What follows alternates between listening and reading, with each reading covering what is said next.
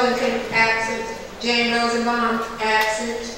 Guillermo Gomez. Present. Gerald Trueheart. Present. Lucy Vandenberg. Present. Jason Redd. We have a quorum.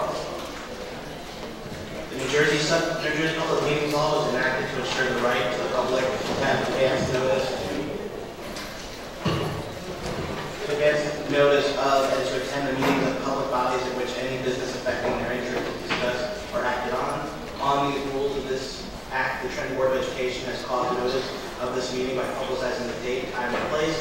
Therefore, posted in the Central Services Building, 108 North Clinton Avenue, City Clerk's Office, City Hall, and the Times. Anyone whose name is on the mailing list should receive a notice. Formal action will take place this meeting.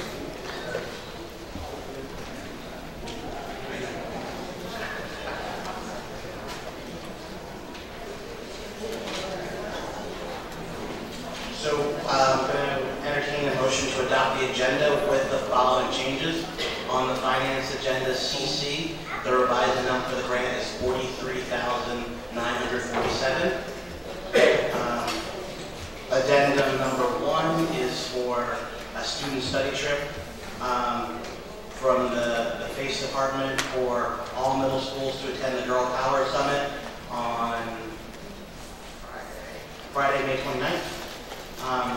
And then the last one is the emergent hire of Ms. Lorette K. Asante, Esquire, as Board Counsel and Public Relations Officer for the period of July 1st, 2015 through June 30th, 2016. And it's HR, and we're also going to table HR letter I.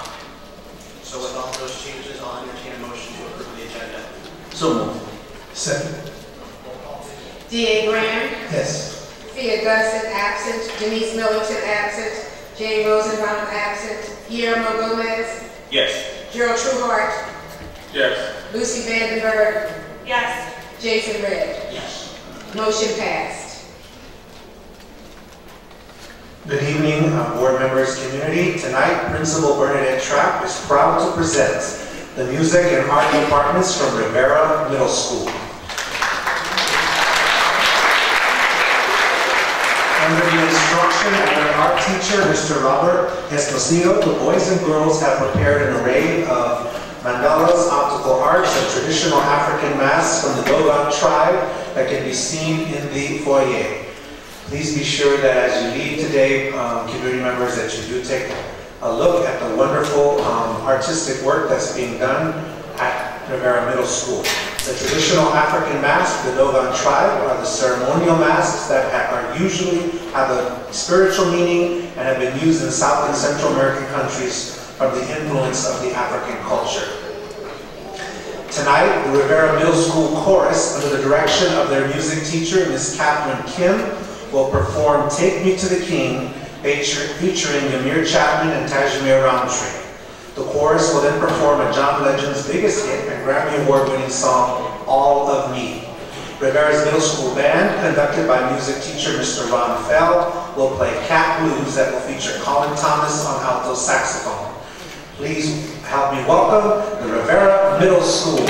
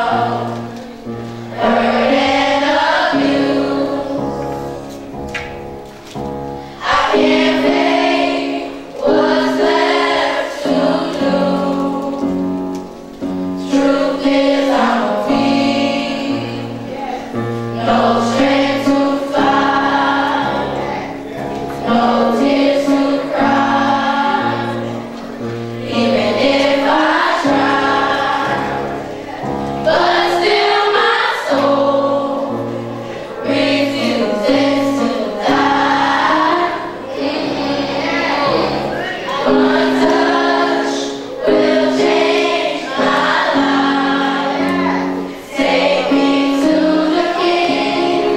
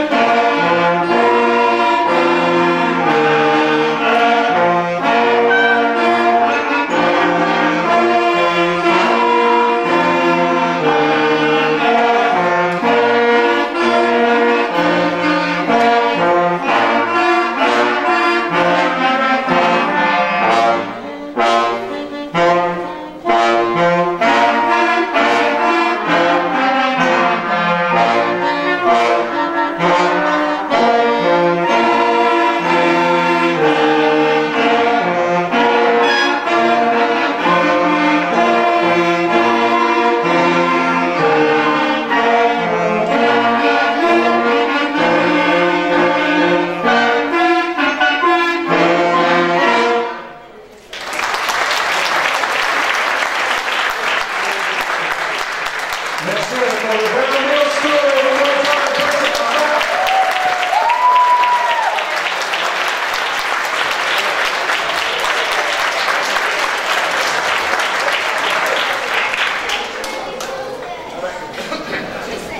And before we leave, we have some certificates that board member Jane will be providing to you. Rosenbaum, Dr. Rosenbaum.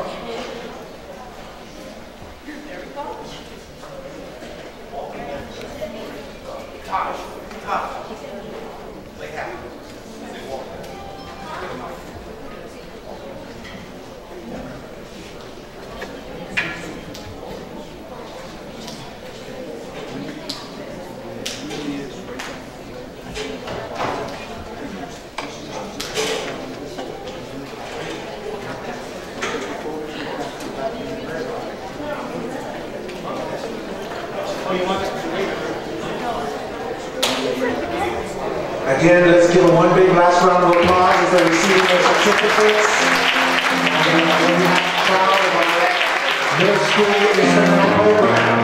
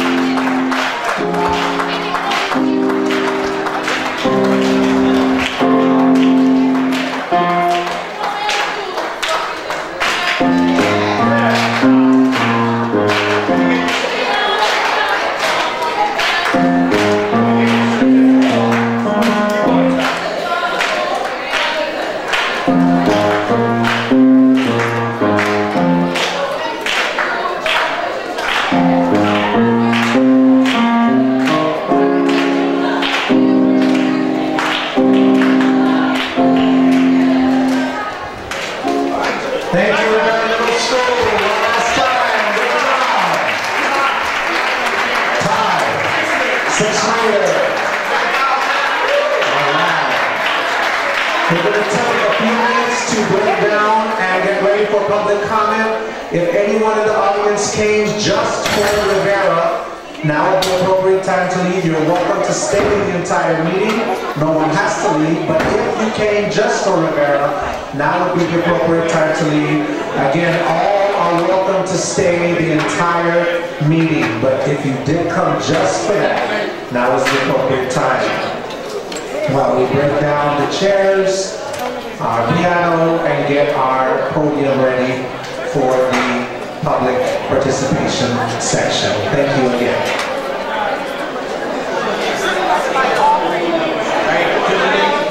We're going to begin the public participation portion of our meeting. For anybody that's signed up that wants to talk about the SBA project, a separate public participation comment period following the presentation. So if you're signed up just to talk about the SBA project, there's a separate portion of the meeting. So the first speaker is Antoinette Davis. You have 3 minutes.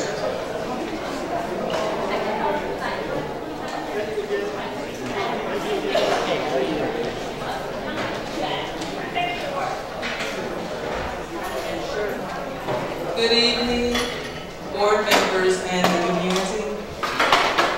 I'm here to support my principal, Ms. Lisa Brown, the P.J. Hill principal. I just want to share something with everyone. For years, educators have thought the strongest predictor of attending high levels of education was having parents who were highly educated.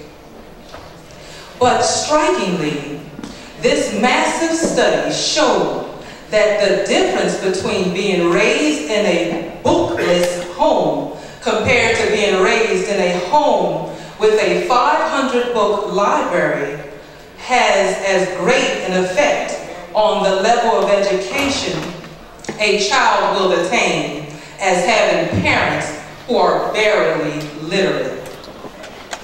3 years of education.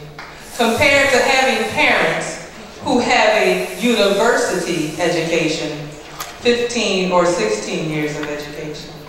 Both factors, having a 500-book library or having university-educated parents, propel a child 3.2 years further in education on average. I wanted to read that because studies show that if a child has at least 500 books in the home, they are more likely to stay in school and to attain a higher level of education. I'm here in support because I have been inspired by my principal. And I would really love that she stays at our school. I have been inspired by going out, going to the public libraries when they are giving away free books, going to Barnes and Nobles for brand new books that pertain to our children, Spanish, Black, all nationalities, multicultural. They need to be able to see in a book on their level that therefore they can learn how they can also make it. She has inspired me to just go out and just get out of the box. Don't stay in the box, but go out and inspire. Bring back books. I have been bringing back books in my office, the nurse's office, so children can have free books. And I believe that we need more educators that are concerned with our children. It is about our children in the Trenton public school system. Thank you for listening. God bless everyone.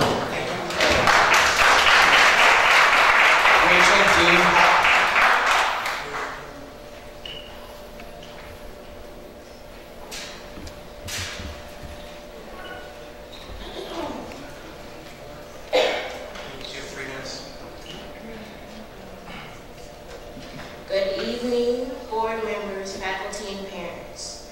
On behalf of the student body at P.J. Hill Elementary School, I am asking that Principal Lisa Brown remain our principal for the upcoming school year. Principal Brown has worked extremely hard to change our school around. She knows our names. She takes time to listen to us when we have concerns. She worked super hard to have Mayor Eric Jackson visit our school. His message was to finish school and continue our education past high school. These are the same things that Principal Brown speaks about daily. I personally feel supported by Principal Brown because my classroom teacher is on medical leave. Ms. Brown visits our classrooms to make sure that we are still making progress in her absence. We have had 5 different principals: Mr. Maurice, Ms. Ramirez, Mr. Dennis, Ms. Mariano, and now Ms. Brown. My question on behalf of the student body is simple. When will you stop changing our principal? We deserve to have a principal.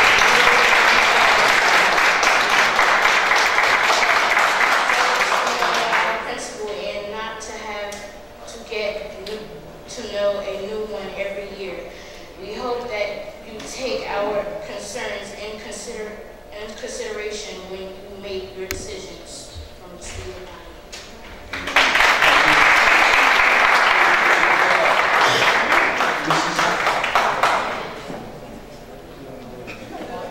Monica Carmichael.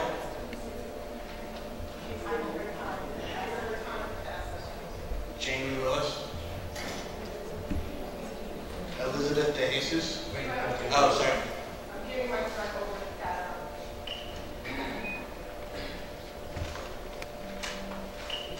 Good evening, board members, faculty, and the community.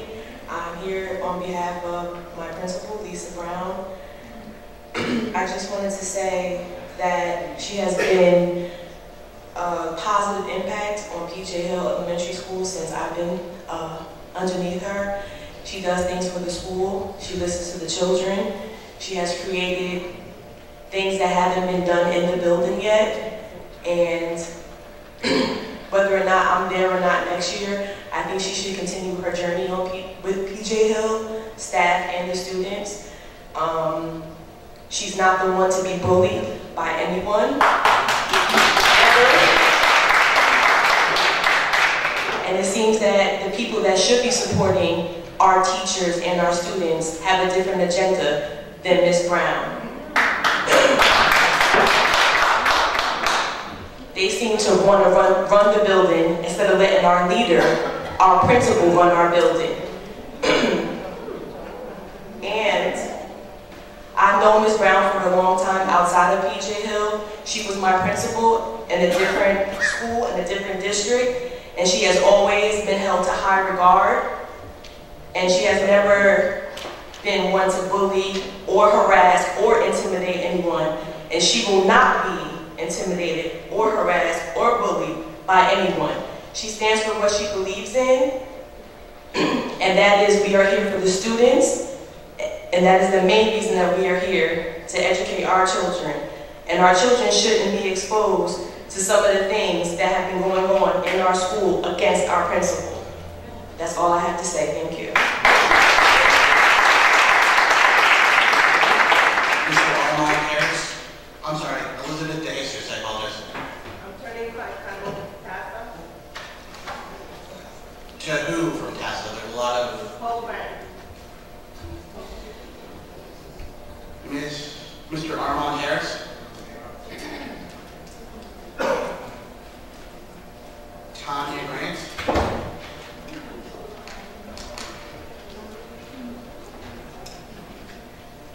You have 3 minutes to spend.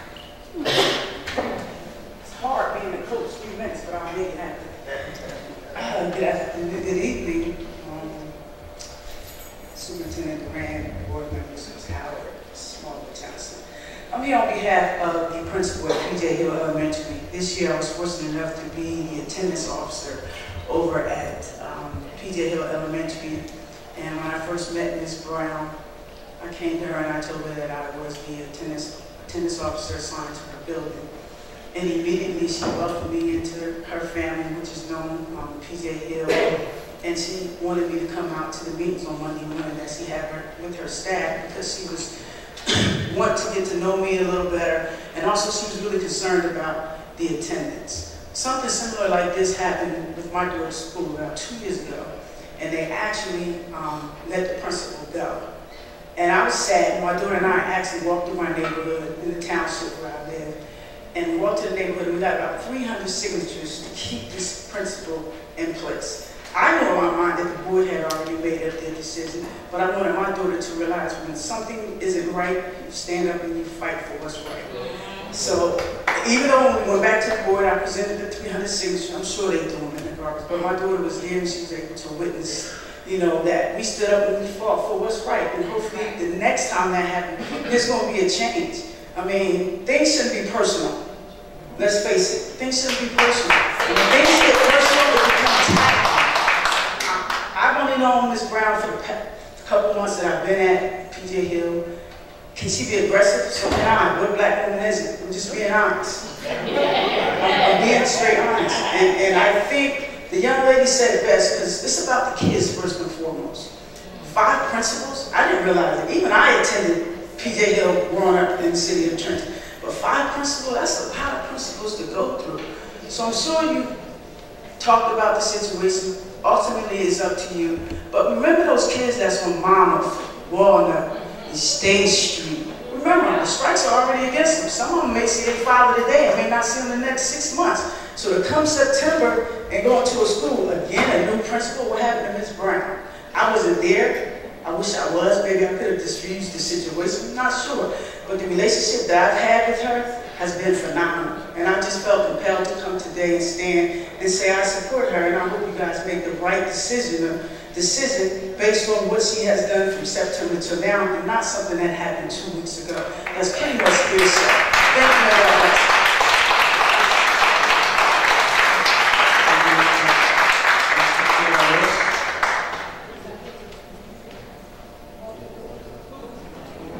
Takira Lewis.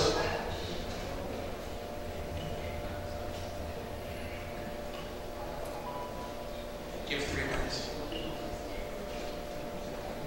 Good evening, my name is Takira Lewis. I'm a security officer at PJ Hill Elementary School.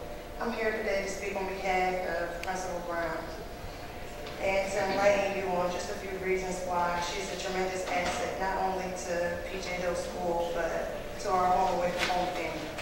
Ms. Brown is not your ordinary principal. She's the true definition of a beautiful woman, teacher, healer, counselor, mentor, and even better friend. And last but not least, a phenomenal principal. Principal Brown not only genuinely cares about each and every student, teacher, parent that's for the PJ Hill grounds, but she is also boisterous and very hands-on on improving our home at PJ Hill. Principal Brown is very busy and hardworking and dedicated, and she goes beyond her means of duty as a principal. All the more reason why myself and many others just can't come to grasp on why the thought of her being removed is even an option. Principal Brown, excuse me. I'm sorry, y'all, I'm nervous. Principal Brown cares and will want nothing more than to see each and every child succeed. She's not here for a paycheck, so please don't deprive our children of what's rightfully theirs.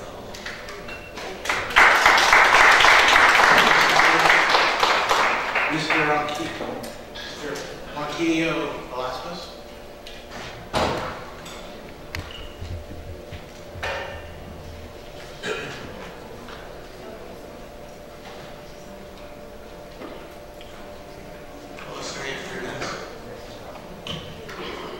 Good evening. The reason I'm here tonight because I got contact with this young lady. She's a student at Trenton High School, and she has some concerns. And I'm working with my 2 minutes to help she explain what situation is. Good evening. I'm Stephanie Duarte, and I'm here because for the last week, I really felt like I was going to drop out of school because I wasn't sure what my attendance was going to do with my graduation requirements. Like Ms. Grant and Ms. Saw told me, I am a special case where I'm graduating here early, but they're telling me that supposedly I missed more than 15 unexcused days. Most of my days are medically excused. Obviously, I can't go to school if I'm vomiting blood or if I have blood coming out of my ears or I have a 102 fever. And that's what most people don't understand. And they're giving me seat time for a couple classes, but there's 2 that I'm required to have that they're most likely not able to give me, credit for. But that's why I reached out to Paul Perez and to Dan Toto because I wasn't sure what to do. And then they guided me towards Mr. Ronquillo. I'm going to tell you guys a little bit about myself. So throughout high school, I was involved in as many things as possible, like choir, orchestra, marching band. I never really had a lot of financial stability with my family. I got raised only by my mom, but even with her, she wasn't able to find a job because she's usually ill.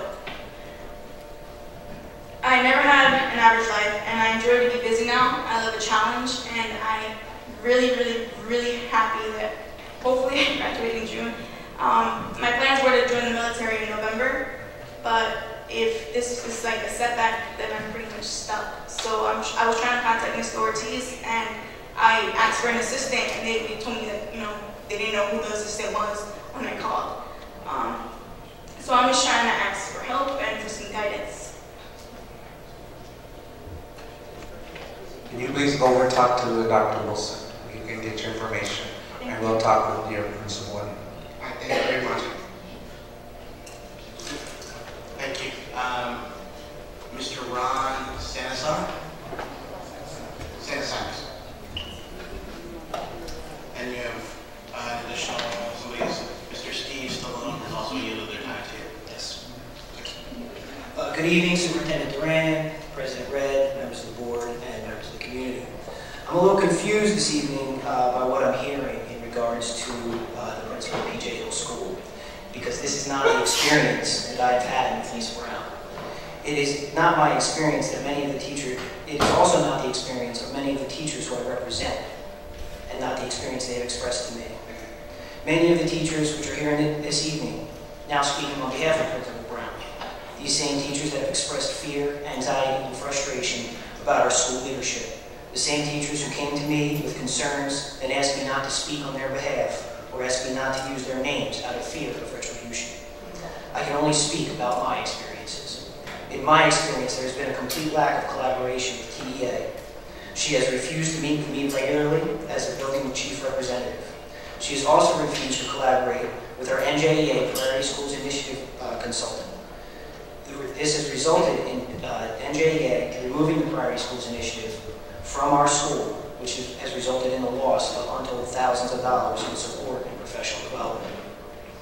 And while I cannot prove it, it is my suspicion that the loss of one phys ed teacher position and the transfer of our literacy leader is somehow related to an effort on the part of Ms. Brown to silence the strong union voice currently at PJ Hill School. But there are those that really do support Ms. Brown. Loyalty, largely due to the fact that their loyalty is rewarded by being pulled from their classrooms to perform administrative duties. When they are pulled from their classes, their students are split into other classrooms. Their colleagues are burdened with extra students who they are not prepared for.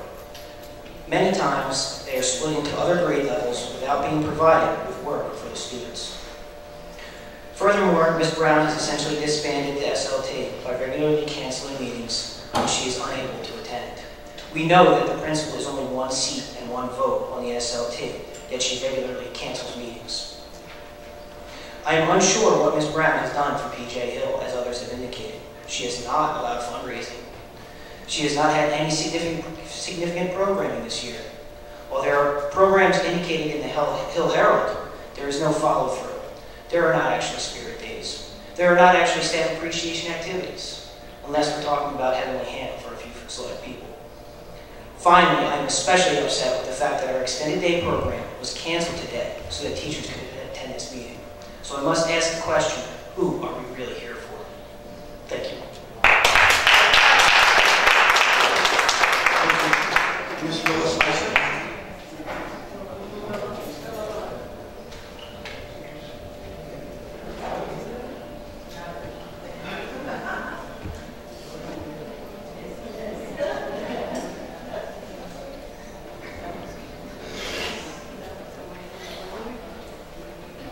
Good to see you, Commissioner. 3 minutes. Thank you. I won't be 3 minutes. And just thanks to all of you. I've come, I'm kind of honored to be able to speak tonight for Adrienne Hill. I've had opportunity to work with her for the last year, and I am overwhelmingly impressed by her ability to keep her staff and her students learning. Not only her staff teachers, but everyone in her building is engaged in some sort of learning situation. The second piece is she has a phenomenal ability to work closely with children who she inspires. You're very fortunate to have a person of that order on staff, and I'm very fortunate to be able to work with her and to be able to speak with all of you tonight. Thank you.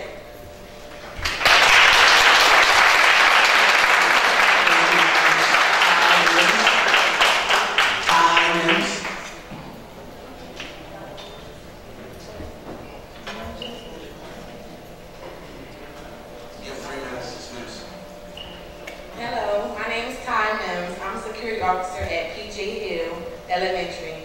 Principal Brown is a wonderful, caring, loving principal to the students and staff and parents. I think she should continue to be principal for PJ Hill. She goes out of her way to help everyone, also wants the best for our students. We are not just a school, we are a family.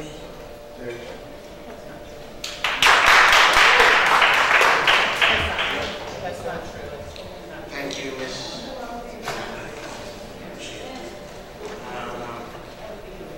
Mr. Keith Jordan.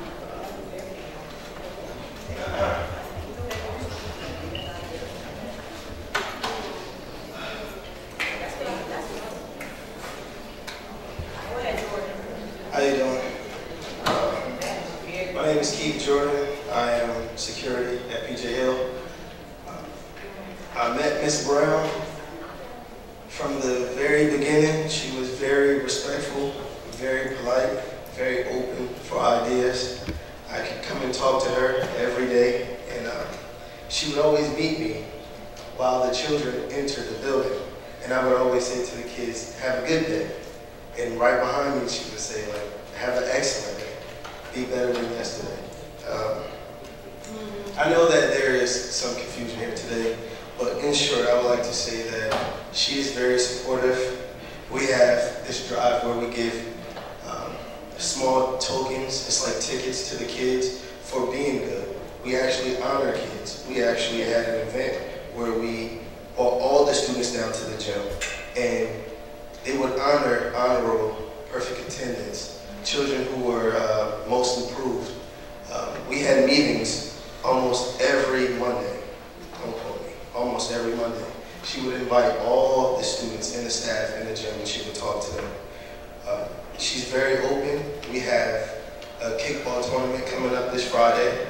She's always active and involved. Every day I'm there, never absent, never late, no problems. She's there, she's praying with staff. She encourages us to help the children improve. In my motion, I would like to say that she should not be removed. I believe that every person deserves a fair chance in a trial. Thank you.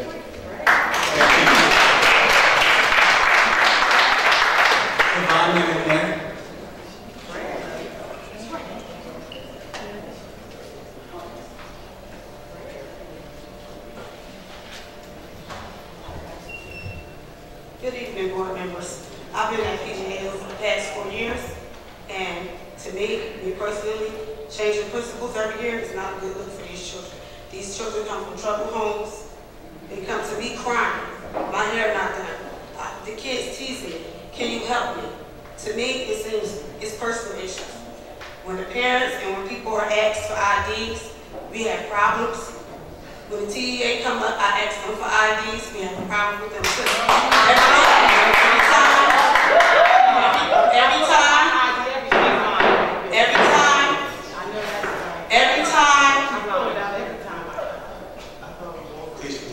Every time, the parents are like the children. If you let the parents have their way, they love you to death. The time you tell the parents they can't do this and they can't do that, they want to come down here to you guys and complain about security. But when their children are being brought, the security officers are the first people that they come to. I think it's unfair to the children, it's unfair to the teachers, and it's unfair to the workers, to the principal. She came in a mess. She trying to reconstruct the mess. And when somebody trying to reconstruct something, nobody likes it. That's all I have to say.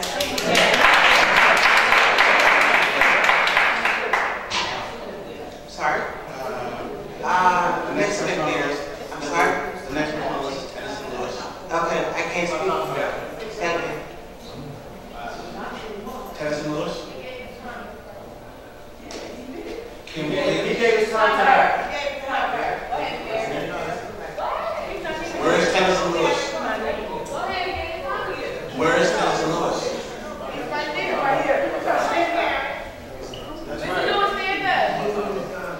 He gave his time to her. Come on, man, that's right. My name is Ms. McNair, Field Supervisor of Security. The night this incident, the evening took place, I was supervising after school. What happened? She asked her two guards to go out and asked her to come into the office, which is what happened. And the young lady to my left comes in, you know, using foul language. That's when the cops were called. Okay, when the officers arrived, she was sitting outside alone. The gentleman was nowhere, you know, in the building. Mr. Goodman, nowhere around. So she asked him politely to stop. You know, she didn't have a permit to do anything. So that's when she started using her foul language with her child on her hip. She was asked to be escorted out the building. And After that, she went outside, you know, still cursing, whatever. So when I seen it in the paper, I couldn't believe it was in the paper like that. I said, no, that never happened. I supervised that night. And for her to bring some, it's called chaos to me, that's all it is. It never happened. That never happened, the situation she put out there. It's a lie. Thank you.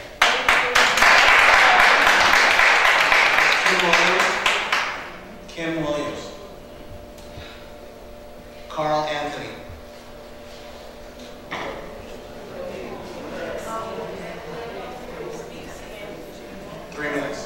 Good evening, everybody. I have a dollar bill in my hand, and on this dollar bill it says, "In God we trust." I have a brick in my hand, and in this same Bible that "In God we trust" says, "If there's no sin among you, among me, cast the first stone." I stand here for right over wrong, not for one individual person.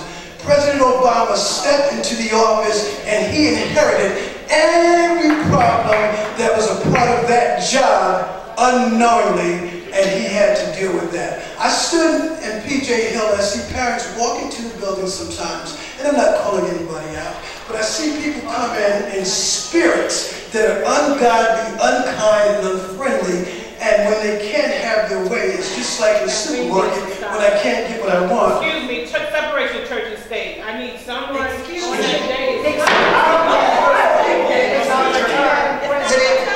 me, Madam President, he has a First Amendment right to express himself. He has a First Amendment right to express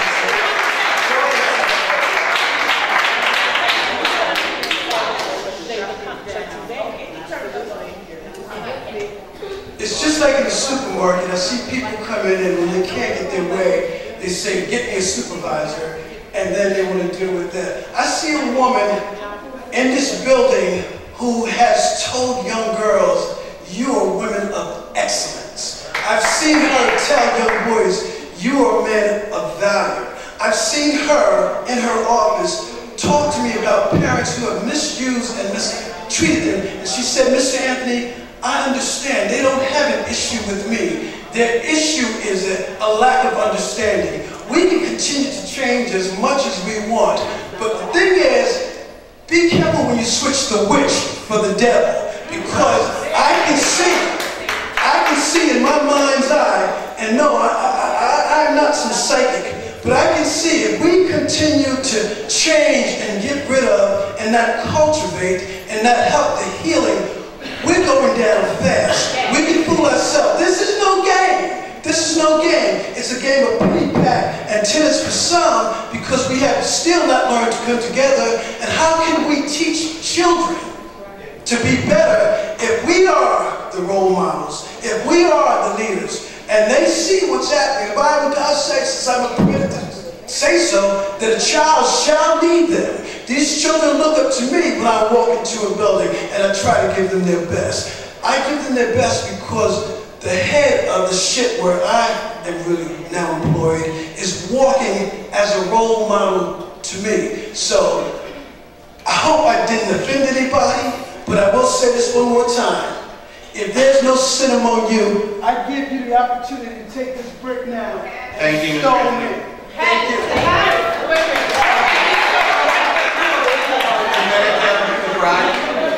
I don't want to give you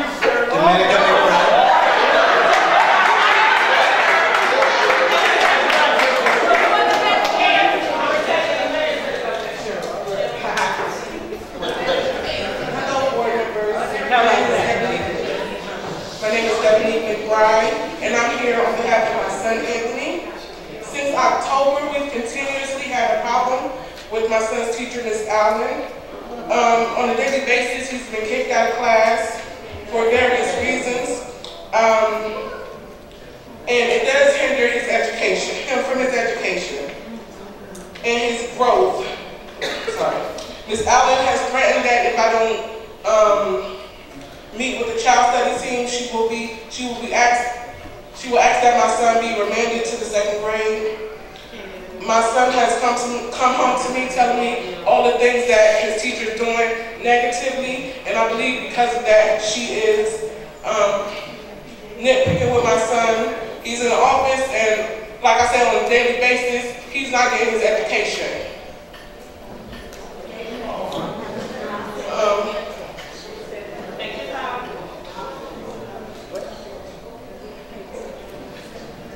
Once I did observe Miss Allen screaming in her class to the top of her lungs, but as soon as I came to the door, because I do love to see my son, her whole attitude and demeanor changed when she see me as a parent.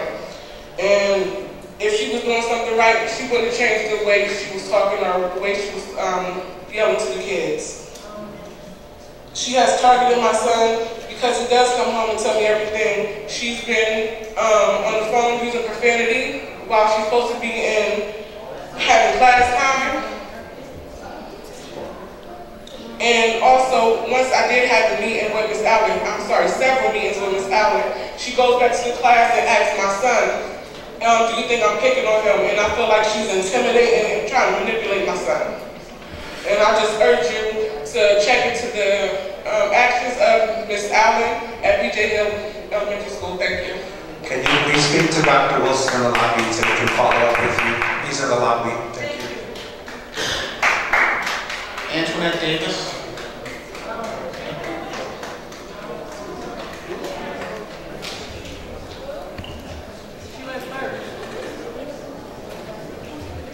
Echo White.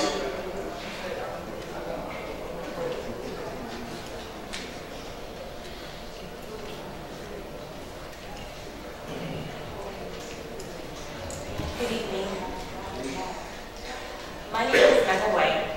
I'm with SCIE Local 32 BJ, and we're here tonight, as we have been for several months, to talk about fair and responsible procurement and contracting. We are concerned about this large additional payment to a security contractor in their last quarter of business relationship with the district. We look forward to hearing tonight how the administration and U.S. Security will account for the $500,000 that they claim that they are due. It is very alarming that there will be a payment like this when the recent bid for security service had little information about the total hours on the contract and warned contractors that they would have to provide extra hours at no additional compensation. It looks like there's a different set of rules for U.S. security, and we are not sure why. Thank you for giving me the opportunity to speak. Thank you. Carol Florence. Carol Florence.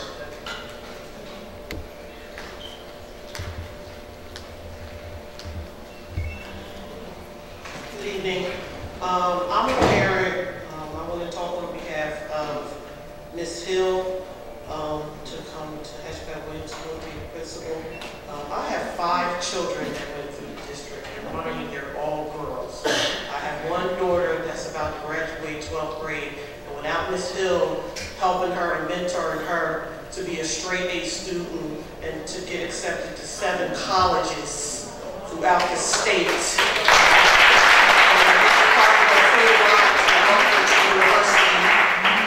She's a great mentor to all my children and a great mentor to all the children in the community. She shows up to all the community affairs. She helps with the children. She knows all the children. It's like she's like a second mother to the children in the school. So, and then for Hatchback Williams, they've been through how many principals? I can't even count no more. I'm running out of fingers. It's ridiculous that these children have to come here every year and have a new principal in this school district. It's just like somebody going to college.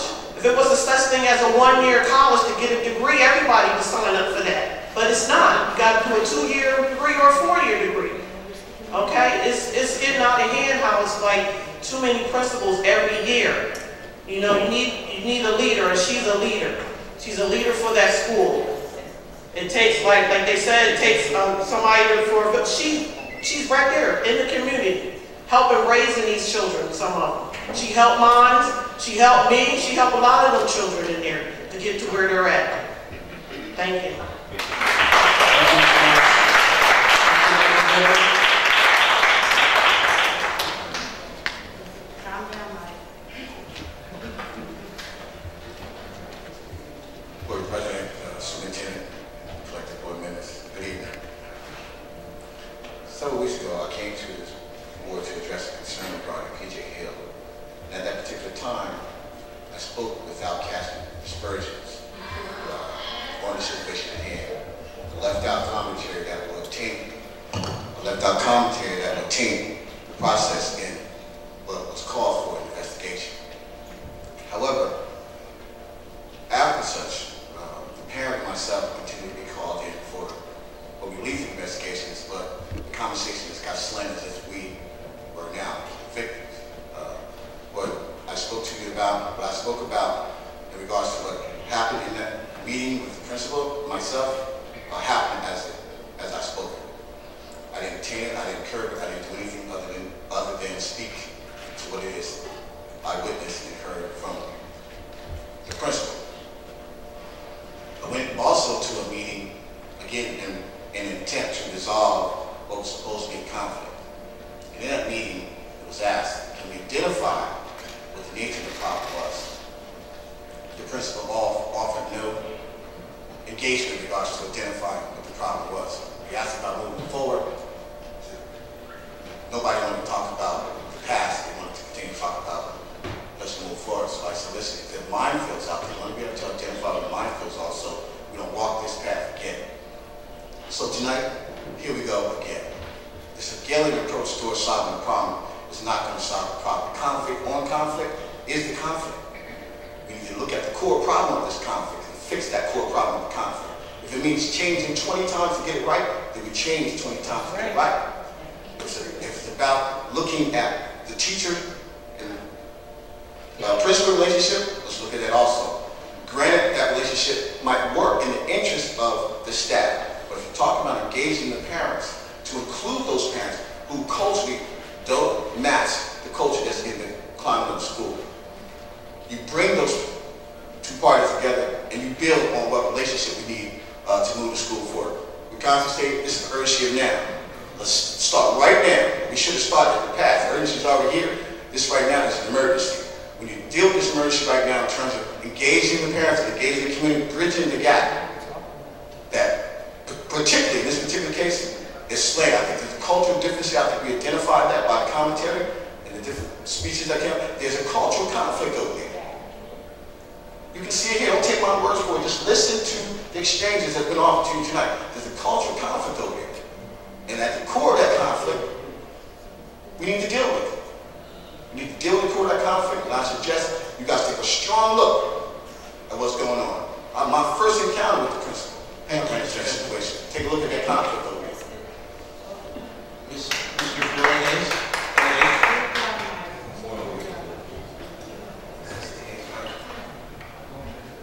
Mr. Naomi Johnson on the floor. You have 10 minutes.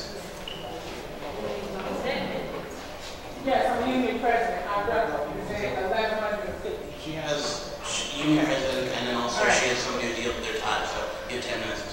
Good evening, President Red, to the superintendent, and all board members. I need to make something clear this evening. We had one teacher in my bargaining unit outside of the building rep speak this evening, who is non-tenured, who joined that staff on September 14th, 2014. And we have a non-tenured nurse in my bargaining unit who spoke in favor of the principal at PJ Hill as well. I do not want you to think that these individuals were speaking for the staff of that building, because they were not. They were speaking for themselves as individuals. That's a point of clarification. Because as I saw the people who walked in that support, every individual, and everybody's going to tell me in the future, you're a woman of color yourself. but I saw all people of color from that staff come to this microphone. That is a diverse staff. It is probably 50% African American, 50% white. And I receive phone calls, I receive emails that I must keep confidential. And what you saw was not a representation of the entire staff. If I work in a building, I would have no regard for the color of those people's skin if I called them family. They were not all represented here this evening. Many of them, as you have heard, show up to work in fear daily. Fear of retaliation. So we must also speak for those people who may not feel that they're part of the majority voice. Why do I do that? Because not long ago, my people were not the majority. So, we're going to talk about what is just and right for everyone, not just one side or one part of the whole. And that's what you heard this evening. So, as one of the speakers said, when something is not right, you stand up and fight. That's what TEA does. TEA does that on behalf of 1,150 members, and we don't slam. And you know, as everybody says about Naomi, I don't bend.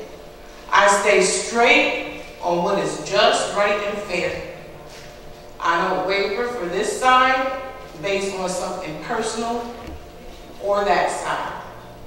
I'm direct and will remain direct.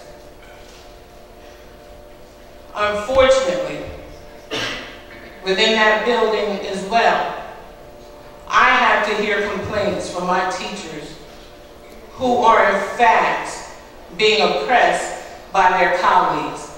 That's not a good thing for me because I have to represent all of them.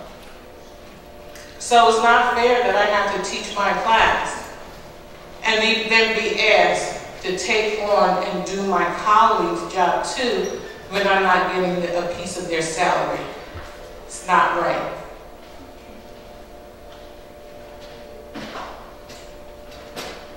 This evening, I would like to give the remainder of my time to the PTO president from PJ Hill, if I may. She was too late to sign in on the sheet. Thank you.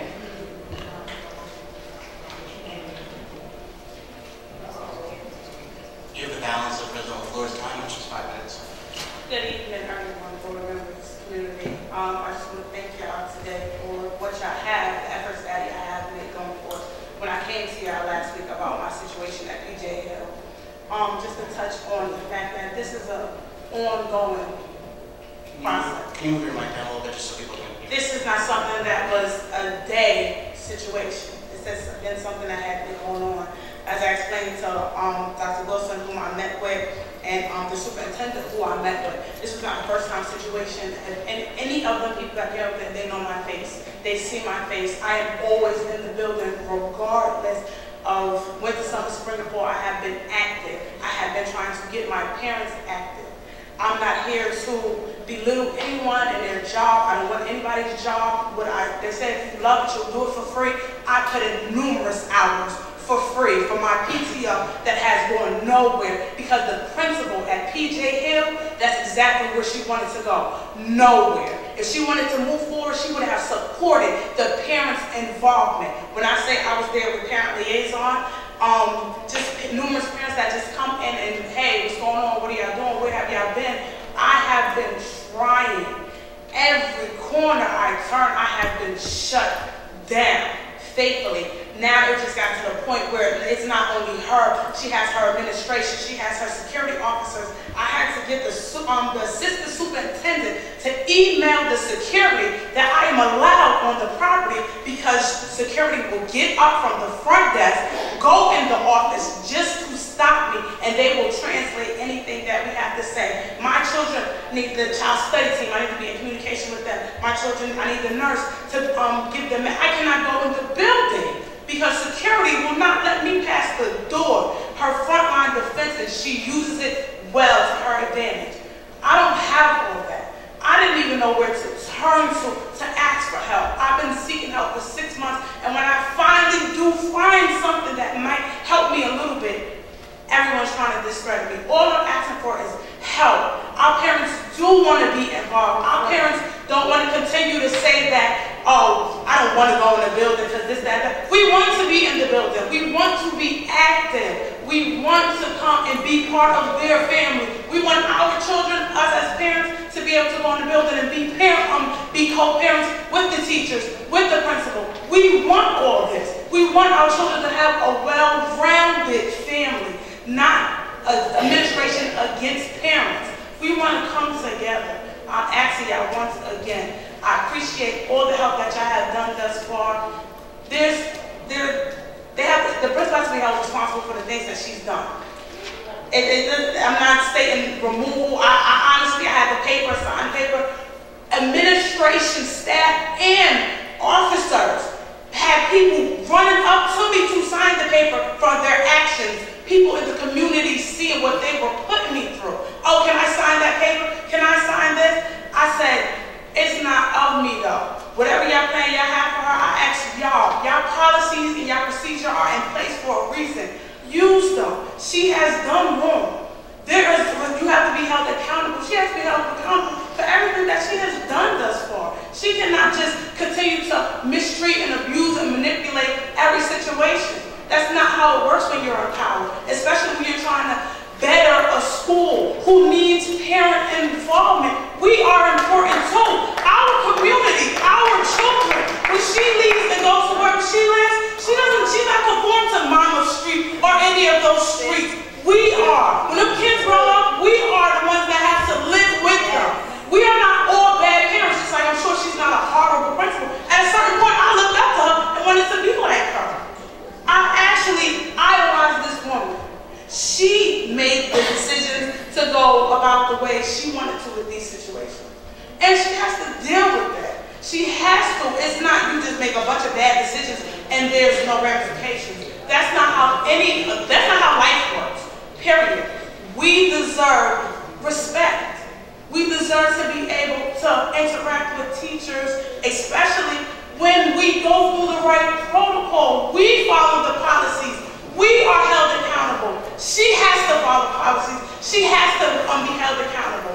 No, I don't agree with switching principals here, there, and everywhere. I've only been there probably 2 years. Ms. Brown made a mistake. She has to be held accountable. I'm not saying you have to take the lady's job away. I didn't bring the papers for the removal. I prayed on it. That's just not the way that God had laid. That's just not it. I'm asking y'all. They put y'all here to help us. I'm asking you. I haven't had the chance within 8 months to find anybody to help me. I'm asking y'all for help. That was my initial reason. We all made mistakes and we all have to be held accountable for our actions. Okay, true wrongs don't make it right. They go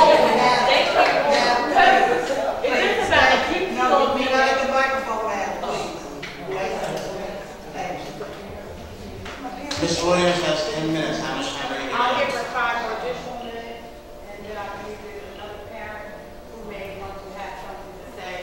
You have 5 minutes. Also, with now after the meeting, there's been a lot of retaliation that I've been feeling.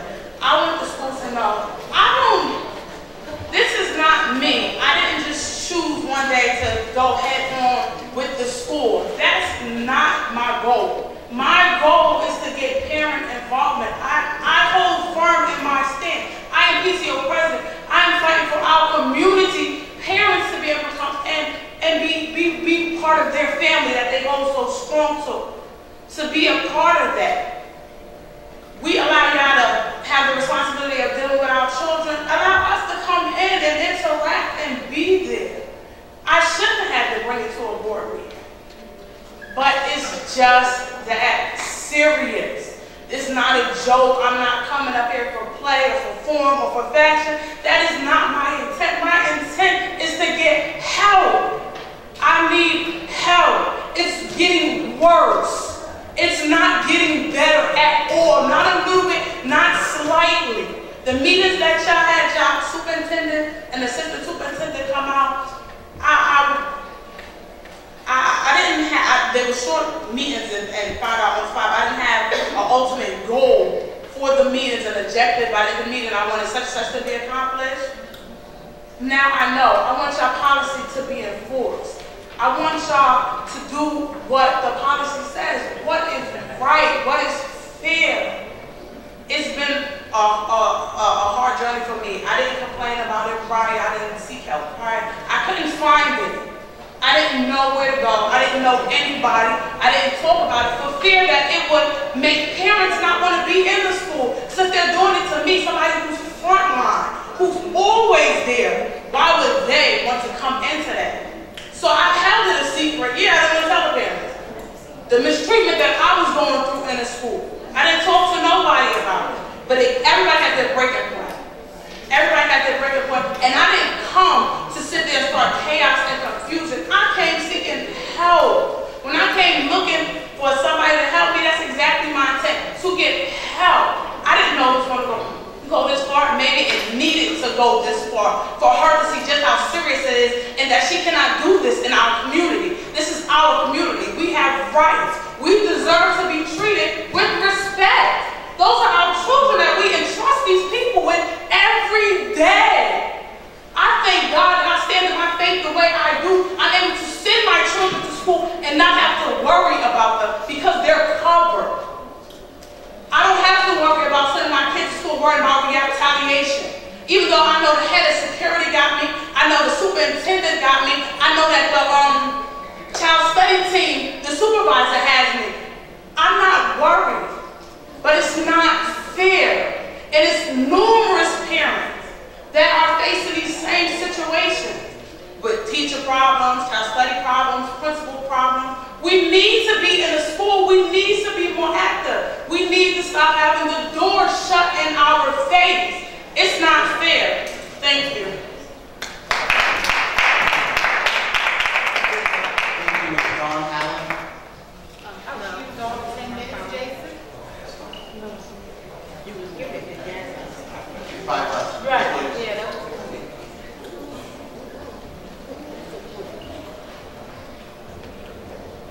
Good evening. I want to make one clarification to contracted services from Bowl Security. I need to know what the new name is now called.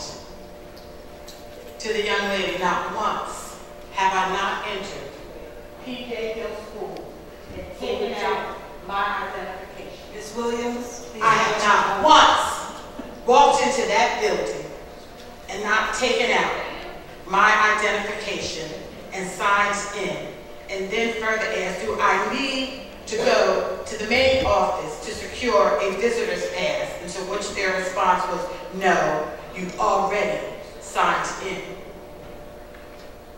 The people here, many of the people here know me this evening. They know that I am transparent, I support what is right, and I don't support what is wrong. I stand on my reputation, and many people have depended on my shoulders. And I carry them if it is about right. Now, this evening, this parent came before you and she humbled herself and said, I don't want the principal removed, but she wants this Board of Education, which is slow in movement, because you're here to set policy. So you've established a policy because you said it. You adopted it. She's asking you to honor the policy. It is your responsibility because that's why you are board members. You're Responsibility is to establish policy. But I have to speak to programmatic and service offerings that our association brings to this district. We have carried this district in providing a number of programmatic programs to highlight the positive things that we are doing in the city of Trenton. We have put hundreds of thousands of dollars as a unit, a single union, into this system to help it to advance forward. Priority schools. I don't know what school in the city of Trenton would turn its back on $100,000 from NJA to provide PD and professional support to the school and staff to help them grow. Mr. Silverman, top-notch educational specialist, to have coming to your building that was refused because the principal did not buy into union and management-led initiatives. We are laying off people because we have a shortfall. Our association is extending ourselves with hundreds of thousands of dollars. Priority school, healthy schools, PSI. Count the dollars, people. Count the dollars, board member. I don't see any other unit in this district that have come forward and brought programs to advance this district like the Trenton Education Association has done. Throughout my 34-year career, I have prided myself on being a parent and student advocate, and I do it in my community. And I'm going to support parents in the community that we need to be engaged in this process. But you board members, you have a direct responsibility. It does not take over a week to do an investigation. Conclusions should have been drawn. Decisions should be made this evening how you are going to proceed. Others may come after me and say something much different than I have said. But we need to support and build our parents up instead of tearing them down. We know the area in which that school is located. Any parental involvement is needed. And we should not turn our backs on that parental involvement. We need to do what we need to do to be supportive of that school. But I'm not going to allow some of the things that were said to be said that have no merit, such as me not ever signing in, which I do on a regular and daily basis. I don't think I've been to that school 5 times this year. So, I'm going to ask you this evening, and I understand the separation of state and religion. I understand it clearly. I oftentimes smile at Mr. Trueheart because he can sometimes pull some of that, and I just smile because it has no place. So board members, I'm always coming to you to ask you to do the right thing. I look into your faces. I don't see that being done. And I'm going to charge you just like I charged the board before you, who did not ask the hard questions. Stand behind her, Carol. I've been a school teacher for 30 years, Stacey. You can turn it off, and I still can speak loud, and everybody can hear and understand what I'm saying. Thank you.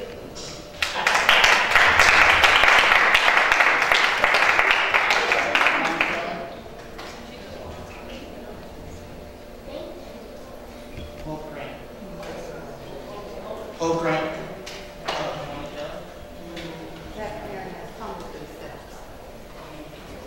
Hope Grant. You have 15 minutes. I have like 35. And Ms. Tunstall, you signed up separately, so are you combining it or are you going to speak separately? Then you're going to... What's 15? Just her, and then if you have another 5 separate. Before, can you turn my mic back on? Before we start, I'm hoping that this is appropriate and everyone is okay with this, but I would like to just give a 20-second moment of silence. We lost a dear friend, an advocate to our city, and an advocate for our students.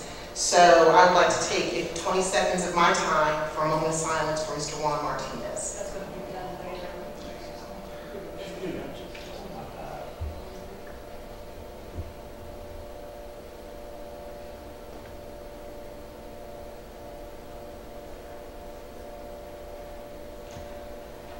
Okay, thank you. So at the start of many of the conversations, board members, you may be asking yourselves, what in the world is going on? What is everybody talking about? Well, this is Trenton.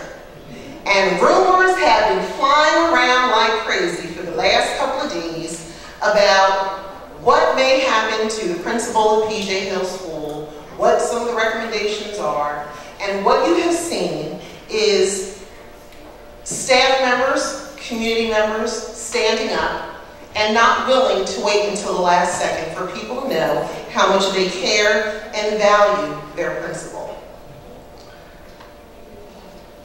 There's a problem when people feel like they are continually being kicked. And at some point, even if you're an administrator, you're going to get tired of getting kicked. And you are going to stand up and you are going to fight for your right to be heard. I've said one other time to this board that we need to be really careful that we don't start airing stories in public. And then we have a very happy news media that misrepresents, misinterprets, and misprints stories. And then they grow legs and then they run. And then you have what you have before you now, where you have many members where it looks like that there is a whole lot of infighting. And we don't have the time, we don't have the energy to do the infighting. But when people feel like they can come to this mic and say whatever they want to say, that because they have a mic in front of them, if they got the mic, then what is said is right. And that's not the case. That when you have the mic, and if you are loud in what you're saying, that what you're saying is factual. That also is not the case. There are some times when situations and circumstances need to be dealt with behind closed doors. As a principal in any new school, there's a time where everyone has to come and have a common vision. And sometimes those meetings cannot take place in front of public eye. Sometimes you have to sit, close the door with whomever those people are and have one of those private closed door conversations that when you come out, no one knows what was said, but what everybody knows is that you came out with a solid plan and everybody was on the same page. But that didn't happen in this case. And what happens is, for a lot of our principals, they are attacked over and over and over again. And we all have a story. We all have our side of the story. But we need to be very careful, because as administrators, our side of the story usually involves sensitive and private information that should not be shared in public. But yet, when your side is not heard and you are villainized in the media, you feel like you have to come and you have to have people represent you to have your side. And yet still, as administrators, we are going to be professional and we're going to make sure that some of that private, confidential, and sensitive information is not dealt in public, because that is not where it needs to be. We need consistency. We need time where people are willing to stand, as you saw with the staff. Now, I've been in this district, it'll be 16 years in July, and what I've seen is when you have a school that really doesn't support their principal, you would have 200 people up in here with signs, "She got to go, let's let her go, pack her bags." That is not what you saw today. What you very rarely see are staff members who are willing to get up for fear and pressure that they better not get up. Willing to stand up and talk and advocate for their principal. Whether you are tenured or not, your voice still matters, your voice is heard, and you are still a valued member of our community. It is my hope that as we move forward, that we stop being divided in our communities and in our school.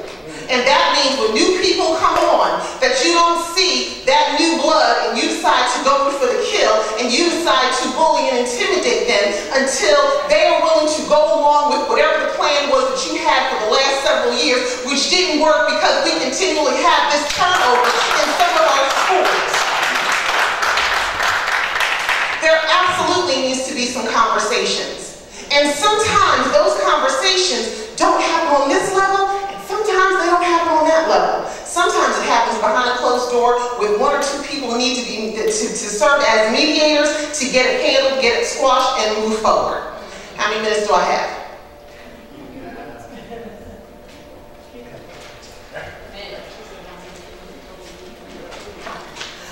I have 10. Oh, I'm doing good.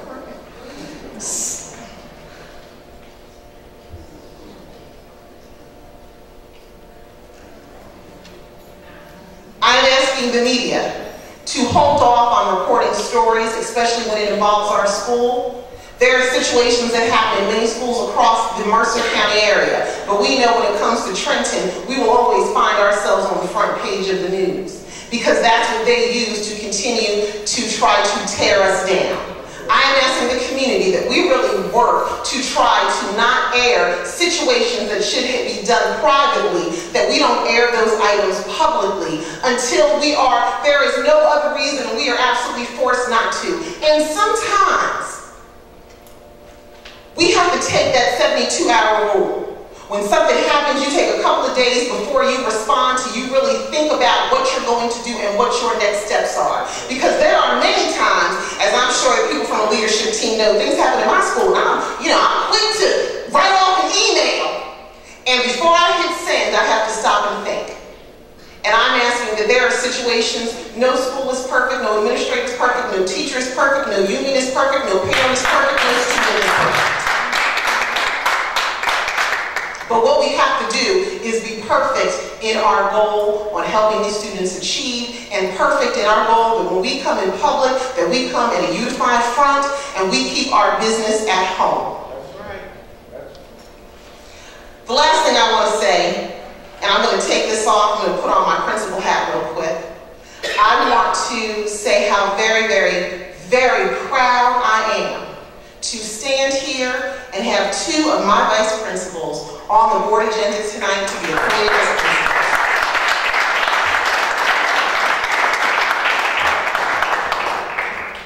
You all got that right. You got those right.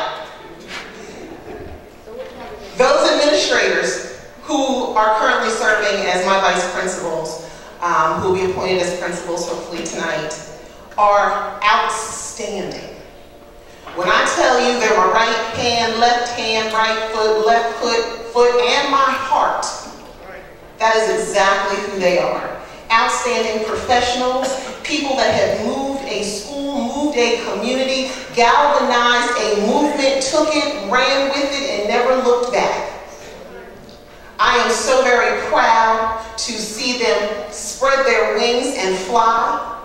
To know that there are people who have been in this district who have earned that sweat, blood, and tears, that respect from students and parents and teachers alike, to now see that they are able to move and break through what some people think is a ceiling that some of us can't get through, that they are now able to move on to that next level and lead. It is a very, very, very proud moment. It is my hope, and I don't even have to call any names of any schools, but we all know the heavy lift that needs to happen in some of these schools. Do we all know the heavy lift? Amen. We know some of these schools, oh, I'm sorry. I was getting a little happy. We know that there are some schools that are known for breaking people's backs. And what we have to do is make a commitment that when these new people all take on these schools that are known to break people's back spirits, their livelihoods, and their religion, that we are standing beside them, we are standing in front of them, and we are standing next to them as they are taking on these heavy lifts to change some of these schools that have had a constant change. Now, I work with some of these people hand in hand, and I know they have it in them. They have the support of every staff member that's at Trenton High School. They have our continual support. We will always be a part of something that many people will not understand. But I'm saying that we really need to understand, if we are truly ready to make a change in some of these schools that require those heavy lifts, if we are really interested, because that's the question.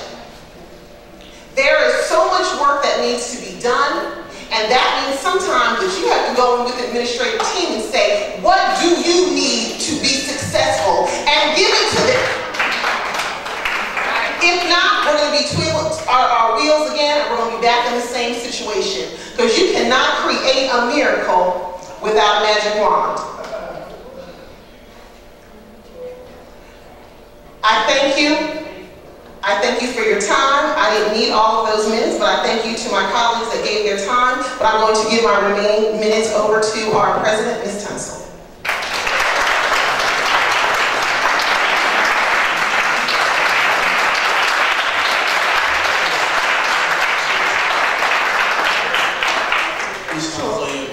Thank you. Okay.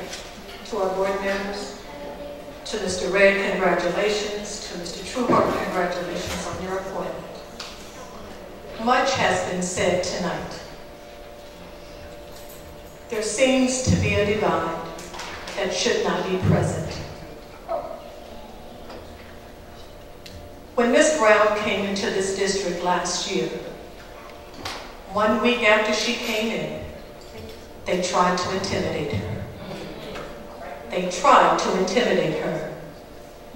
She has stood her ground because she came here to serve the children and not the grown-ups. Sometimes the roles get mixed up. We are here for children. We're not here for adults. We all make mistakes.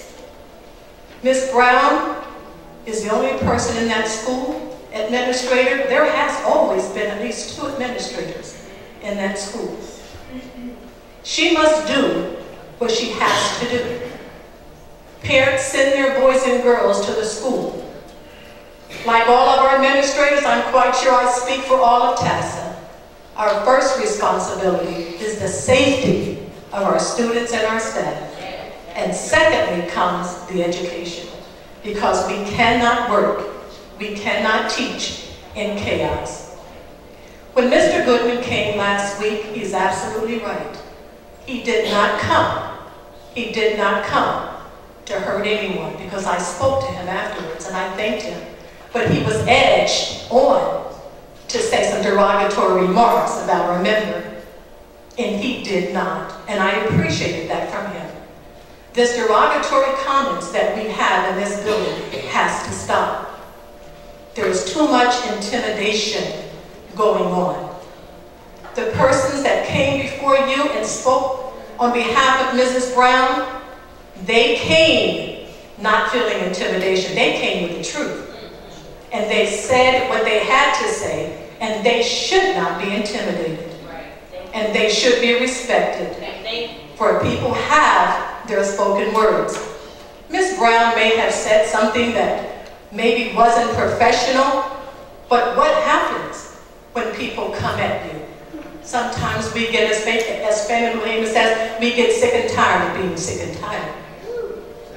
Her job is to run the school, and I think that she has done a wonderful job. I spoke to a person outside of this community, and she said, I sat in on that interview, and she did a wonderful job. And I said, you're absolutely right. So please, I don't know what's going on really, whether you have any reasons to change the principal, but with all the conversation, I felt as though I needed to give my member, an excellent, outstanding principal, the support that she needs to run that school.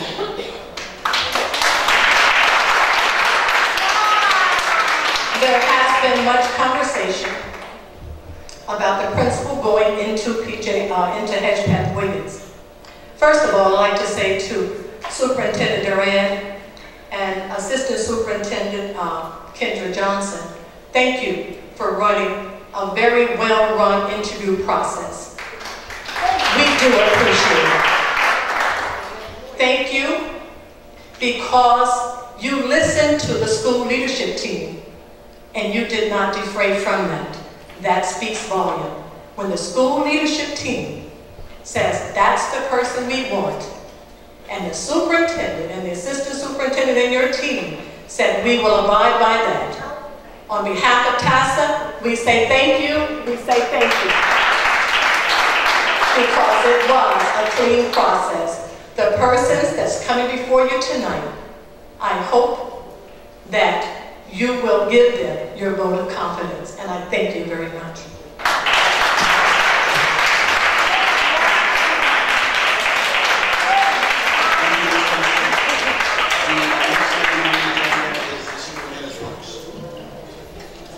Well, first of all, I'd just like to echo Ms. Grant that had started with the moment of silence. We won't do another moment of silence, but certainly to honor and recognize a activist, a community member, Juan Martinez, who unexpectedly passed away, and thank him and his family are in our prayers and thoughts.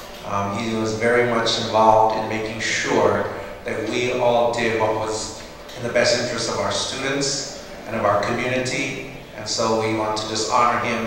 And again, we won't do another moment of silence, but just to remember that life is precious, life is short, and many of the disagreements that we have, we will get through them, but at the end of the day, we have to remember why that we're all here.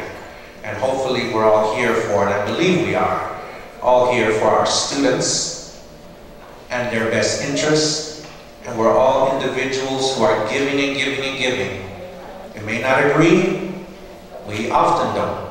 We may be on different sides, but I hope we're all on the same side of student achievement and student performance. And Juan is someone who exemplified that. He fought for that. He and I didn't always agree. He and many of you in the audience may not have always agreed, but what we did always agree upon is that he had the interest of the students and our community at heart, and it's certainly a big loss to us. Also would like to give some positive news about an update. Last week we had an excellent site visit from the Kennedy Center in Washington, D.C. We have applied as a district to be part of the Any Given Child partnership with them, which will elevate our district to be one of only 17 cities in the United States who are recognized as a city. And it's not just a school district, it's a city, because it brings together the mayor's office, our community partners, our arts organizations, our university partners to the table, and says that we are recognized nationally as a school district who has put arts education as a priority and as a focus for our school students. We are very pleased. The meeting went so well that as they left, they told us that we were 99% sure that we would be receiving this great partnership. What it will do for our city is some phenomenal things. You may clap. We will be the first in the northeast part of the country, the first city in the northeast to be recognized in this partnership, where the Kennedy Center, and those of you know that name, right? The Kennedy Center for Performing Arts in Washington, D.C., they will work with us for 1 year to develop a strategic plan to help us put together all of the community partners that will move us forward in continuing, and I say continuing, tonight you saw some of that, seeds that have been planted over the last few years in the area of arts education. We've increased in the last few years, 2 years, the number of arts and music teachers over 20 additional. In this time of budget, thank you, Mr. Diaz, I'm sure you're excited. In this time of budget priorities, this was one that was near and dear to me and to many of you, that we continue to invest in our children. And I believe arts education is a vehicle that many of our students don't even know they have these abilities, and we're uncovering them for them. Last Thursday, I attended the Teddy performance to see our students up on stage performing from Mott and Robeson School. I see Miss Wilson was in the back. Her students commend her, and just the powerful, powerful impact that arts education can have. And I just want to let everyone know that I'm very excited about that and look forward to that. Also just want to say that we would like to invite everyone to our dual language performance on June 15th in this auditorium from 3:45 to 5:45.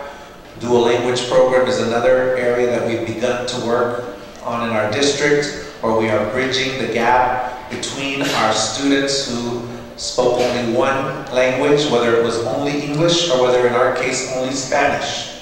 And we've begun in some schools to develop this program, and we're going to be celebrating that diversity in our program and showcasing what the power is of learning a second language.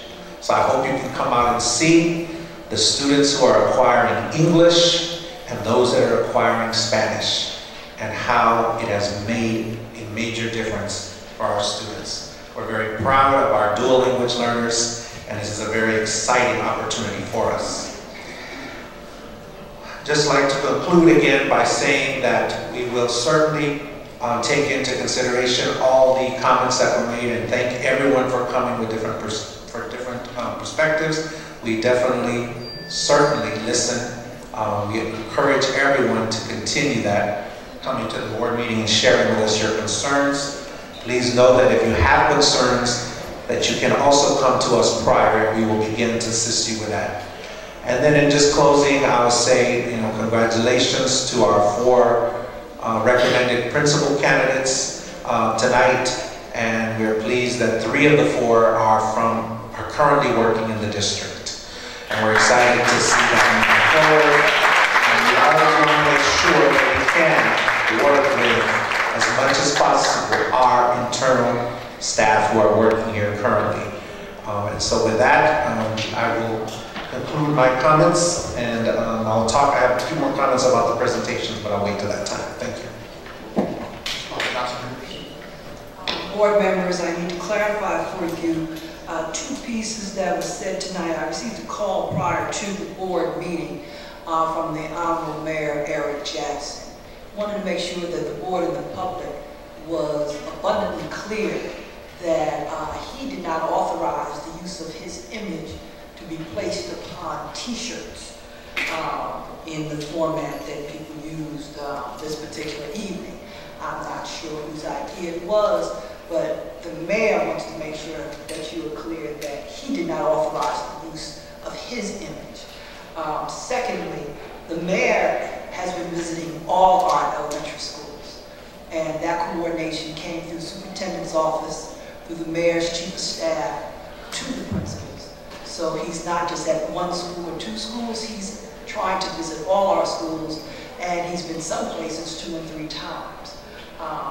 So be clear about that. And then finally on Friday, this Friday, May 29th, I appreciate you approving the trip for the students. There was the Boys Summit that we had in February. The Girls Power Summit will be this Friday at 9 o'clock, Mercer County College.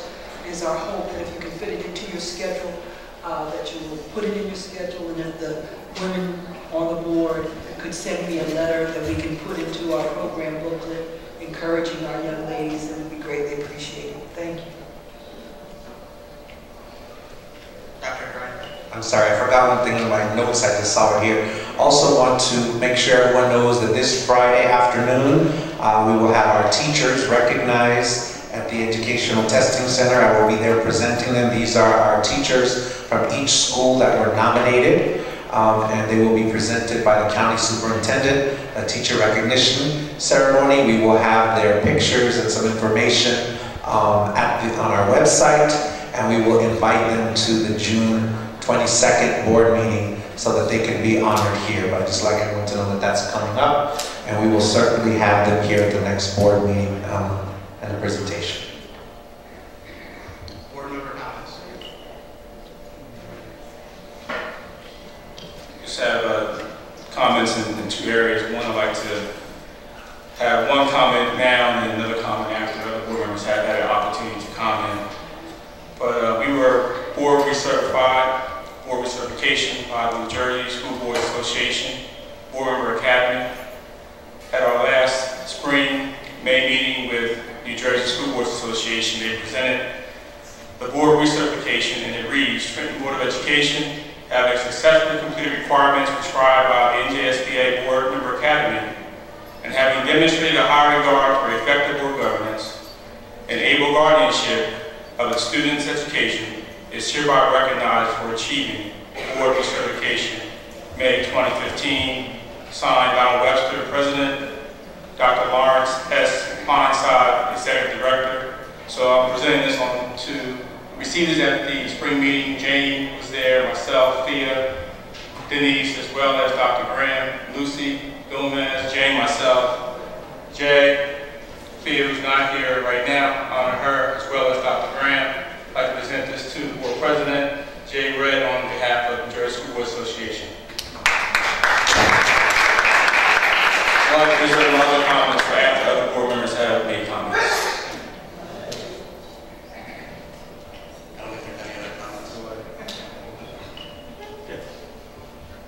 I just want to make sure that all the things I've heard tonight is very important. I'm going to be very short here. It'll take a long time to speak on this. Is that our babies are at risk. I mean, we talked about all the things we talked about. The only thing that I felt up here, not that I don't respect the parents or respect the administrators or respect adults, but the psychological and emotional stress on our students at that particular school, or in any particular school that has that type of tension, animosity, anger, maybe sometimes hate. Those emotions flare up when you're in situations like that. We have to make sure in our district we put our students first. Our babies are the most important in our district. And that's all I was thinking about while I was up here. We also have to have parent and community involvement. That's so very important in our district. We have to have faith and love. We have to have peace and self-worth for each other. We have to have respect for each other. We have to have health and prosperity in mind for all of our administrators, our teachers, our parents, our students, everyone. We have to keep and be proactive. We have to make sure we keep the end in mind, which is our babies, as well as putting first things first. And my last point of my comment is that I think we're first with the Kennedy Center in Northeast. I mean, that's a grand event and a grand statement about our district. Those are the things we need to be magnifying. Those are the things we need to be speaking about in our district. So I'll end on that, but we have to respect one another because we are role models for our babies. Our babies are here seeing this. What do they think about what we're doing and how we're reacting as adults?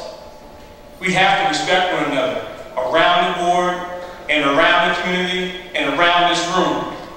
Thank you.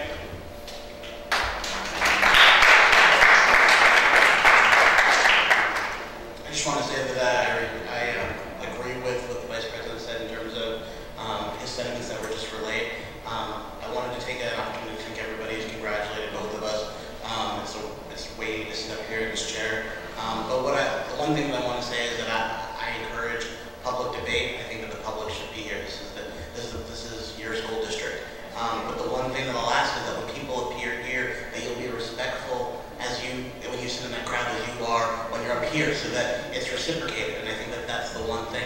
We are on display for the students that come here, because that's why we're here, and we're going to set the example. So when you sit at that podium or when you sit on this dais, I'm going to respect you, and I'm going to respect your right to speak, but also respect the folks that have made the decision to come up here because what they say is important to them, and everybody has the right to be heard. This is everybody's school district, and everybody has a right to come up to that mic and speak here in the district. So I just want to, that's something that you know from when I sat all the way on the far end to when I sit in this chair. If you come here, to speak, this is your district, so you have a right to be heard, and we're going to listen to you, and we're going to listen to you either during the meeting, if you speak during public comment, or if you come beforehand and you want to speak to the superintendent and his staff. This is a district that welcomes your feedback and welcomes your comments and welcomes your participation at all levels. The one thing that I want to take the opportunity to talk about right now is the Vice President and I serve on the Operations Committee, and I think that some folks have said that we don't do our homework, but on this instance, we came with our work prepared on this one.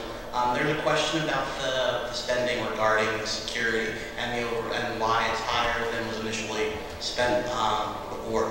What happened with that is it comes down to securing the site, the Chambers site.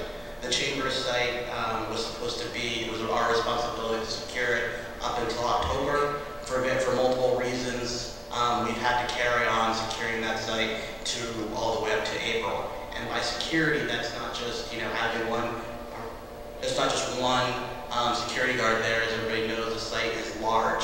So that's 4 security guards, and that's 24 hours a day, 7 days a week. So that's a huge unintended cost that we didn't have up front, and because of the delay in order of turning that site over to the SDA, that's why that cost is there. It's one of the things that comes about. I think that you look at the press and you saw that this board has actually responded and worked with authorities for thefts that occurred on the property, and that was with working there. If we had not left the site secure, then I think there would have been increased deterioration of a lot of the artifacts that are in there that we're fortunate enough that are going to be transferred into the new facility. So that's actually a really good segue into bringing up Mr. McKenna and his team to talk about the new Trenton High School and talk about what we're going to be doing there. So, Mr. McKenna, your team. Thanks. This is not the first time I've been before you. I'm actually somewhat getting comfortable here, but like I'm here on time tonight, and I think I listened intently, and I'm saying to myself, as if this, what did I do wrong? What do you have against me? I don't really want to follow Hope Grant as a speaker, because there's no way that I can equal that sort of thing. It's been a little over a year since I first came before this board to talk about a new Trenton Central High School. And since that time, a lot of things have occurred. Most importantly, the students in Trenton Central High School have been moved and are scattered all around the city. And they'll be soon completing their first year in that. And we made a promise to those students that we were going to get them back into Trenton Central High School as best we can. And so tonight I'm here to talk about advances that we've made and ultimately talk about the next milestone, which is the facade of the building, what the building is going to look like. So I want to start, if I could, with where we are today. And obviously where we are today is in the process of the demolition of Trenton Central High School. And the demolition contract obviously has been awarded. They're doing initial remediation. And that is, what they're doing is they're taking, before we can knock a building down, we have to remediate it. We have to take out any of the materials that's in that building that's going to cause harm to the surrounding areas when we take it down. So they're going in, they're going to remediate largely asbestos with lead paint and anything else that's there. And that is going on in segments of the buildings as we speak. And when that happens, we then, the demolition company then goes to the DCA and shows the DCA what they've done. And when the DCA is satisfied, and that's satisfied that it's properly remediated, then they will give the permit for the demolition of that particular part of the building to become that. So the remediation work has started. We expect to complete the demolition or complete the remediation in a few months from that, and ultimately complete the demolition construction in about April of 16. And then we'll do post-demo and closeout on that. Pending issues are one, the DCA review, and then the demolition will start. Planning of the new Trenton Central High School is going on while the demolition of the old high school is going. So, and some of the key dates was last month we were before you for the approval of the schematic, which you did. We're waiting DOE approval for that. That same thing, and then we have to make a submission to the Office of the State Controller. And the reason that we do that is the State Controller has to make sure that we are properly adhering to all of the procurement requirements when we go out and procure the work to be done. We have to complete bridging documents. The way this design is going to work is we're doing this by design build. In the past, the way we've done it is design bid build, which would mean that we would go out and we would do a procurement for an architect. The architect would design the building. Then we would take those design plans and we would give them to a builder. We'd do another procurement. Then the builder would build it according to the architectural plans. Invariably, there were problems with those architectural plans when the builder tried to build it. There were change orders, there were delays. In order to get around that, what we do now is we do a design build. So we do one procurement and we go out and we hire a construction company that hires the architect, and together those two entities design the building and then we'll build the building. What that means is we only do one procurement instead of two, and that the contractor can't come back to us and say, these plans don't work, because they are their plans. So it foists a certain amount of responsibility onto the design builder to ensure that that's going to go. So what we do in the first instance is we have to give the design builder the parameters. This is what you're going to build, and to do that, we have to give them bridging documents to show them what it's going to be like, and then we'll give them the sort of the elevations to show them this is sort of what we want. It's our concept, and then they will submit their designs based upon those concepts, and we will then choose a design builder to build it. The way that's done is it's 40% technical, 60% price. So we have a panel of individuals, including one from the district, who brings the contractors in that are bidding on the job and looks at their plans and their vision and has certain criteria they have to meet, and they get scored out on that. And then once they're scored out on that, from 1 to however many people are doing the submissions, then they have to submit the price, and then it's a combination of the technical and the price that we ultimately choose who the best contractor is to build this building. So that will go on, but we have to complete the bridging documents for that, and we expect to have the bridging documents completed by September 4th of this year, and then we want to advertise for the design builder in the middle of September of this year, so that we can get the design builder on board before or at about the same time we are completing the demolition of the company. So key activities related to the planning of the new facility are, we've completed the schematic designs, including the site plan and all of that. Comments have been received from DEO and comments have been received from the Trenton Planning Board. We have to now incorporate those into what we do. And we've done detailed room layouts, and we're working with the Trenton Central High School staff to complete that. The conceptual design options for the building's exterior have been developed. We're going to talk about those more in depth in a few minutes. And they've been presented to the Trenton Central High School staff on May 7th. We had a community meeting on May 9th where we showed those to the community, and we took plans. We actually did a poll in my office just to get a sense of what people feel about the designs. And tonight we're going to present it, and I'm going to ask your indulgence to let you elicit from the people that are here tonight what they feel about it. And then we'll move forward on that. We're proceeding with the bridging documents, as I said. And material systems and reviews with the district have been substantially completed, and there's just some limited follow-up that we need with technology and security matters. Pending issues, the program is currently 4,500 square feet, which is about 2% over target. It's 4,500 square feet over target, which is about 2%, because the building is much smaller than 450,000. I think it's 370,000 actually. About that. So there's a 2% variance, which we think we're going to try to get the Department of Education to let slide on that, because it's de minimis, and I think that the school has designed now the floor plan as you chose. It's pretty good, and we want to see if we can get that done. Reuse of the salvaged items. The scope of the salvaged items has been incorporated into the contracted demolition, so there's certain things that have to be saved, certain things that the district has already saved, and now we have to come up with ways to reincorporate those architectural items back into the design of the new school, and we're working on that. And finally, the disposition of the G-Wing. The G-Wing, to those of you who aren't familiar with it, is where the boiler room is right now, and it's the sort of powerhouse. We've agreed with the district that we will go in and we will remediate that, we will strip it down, and then we will turn it over to the district, and the district can use it for whatever it wants, but the district's going to have to incur the cost of outfitting it to whatever they decide. The only thing that we've kept is we have to utilize the existing transformer vault in that, and that shouldn't do any violence to the use of the building.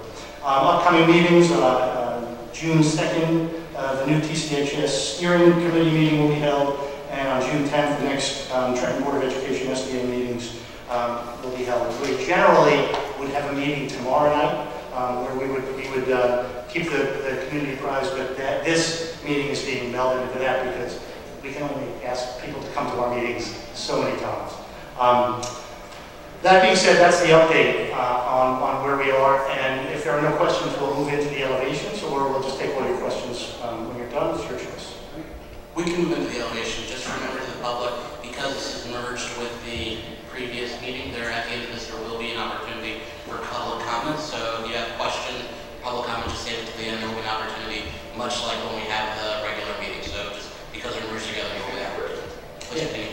Okay, basically what we're going to present to you are 3 conceptual designs that have been based upon a lot of groundwork that have been done. Before we came up with these conceptual designs, the people in the design studio met. Obviously, we've met a lot with the school, we've met a lot with some of the small learning community folks, we met with students, we had students from the middle school come in for an afternoon to help give us their ideas and design ideas for the building. So what you're going to see is sort of an amalgamation of that. People who have heard my spiel before, basically, whenever anybody reads a book, they have in their mind an idea of how that book would lay out. And then if there's a movie made on that book, they generally go to the movie, and what they see in the movie is the director's view of that movie. Now, the director generally gets people's input before he or she directs that movie, but whenever I go to a movie that I've read the book before, I don't like the movie because I have a sense of what the leading man or leading lady should look like. There are certain things in the book that are important to me that don't seem to wind up in the movie, so I generally walk away somewhat dissatisfied with that. Unfortunately, though, everybody can't direct their own movie. There has to be one director. We have that same problem when we're trying to design a school. Most people in this room, I dare say, and certainly of the board, have a vision for what they want the school to look like. Unfortunately, we can't build everyone's vision. So what we asked the design studio to do was come up with 3 separate ideas, and then we're going to pick one of those ideas. And the way that's going to work is we're going to get an input from as many people as you possibly can, but generally when we pick a design, ultimate design, it's based upon the recommendation of the superintendent of the district. However internally that superintendent gets there, whether the board says this is what we want, however that plays, that's just the way we generally take our direction. And unless the board tells us differently, that's probably what we're going to do here. So the person you all want to lean on at the end of the day is superintendent. Just to say that while the superintendent we spoke, the designs are going to be put up today will also be featured on the website, and there'll be an opportunity to provide feedback for members of the public so that they can weigh in and consider that as well as part of the deliberation. Great. When you see these views, I think the thing to keep in the front of your mind is that, one, these are just concepts, right? So when we build a building, it's not going to look exactly like this, but hopefully it's going to look very close to what these design concepts are.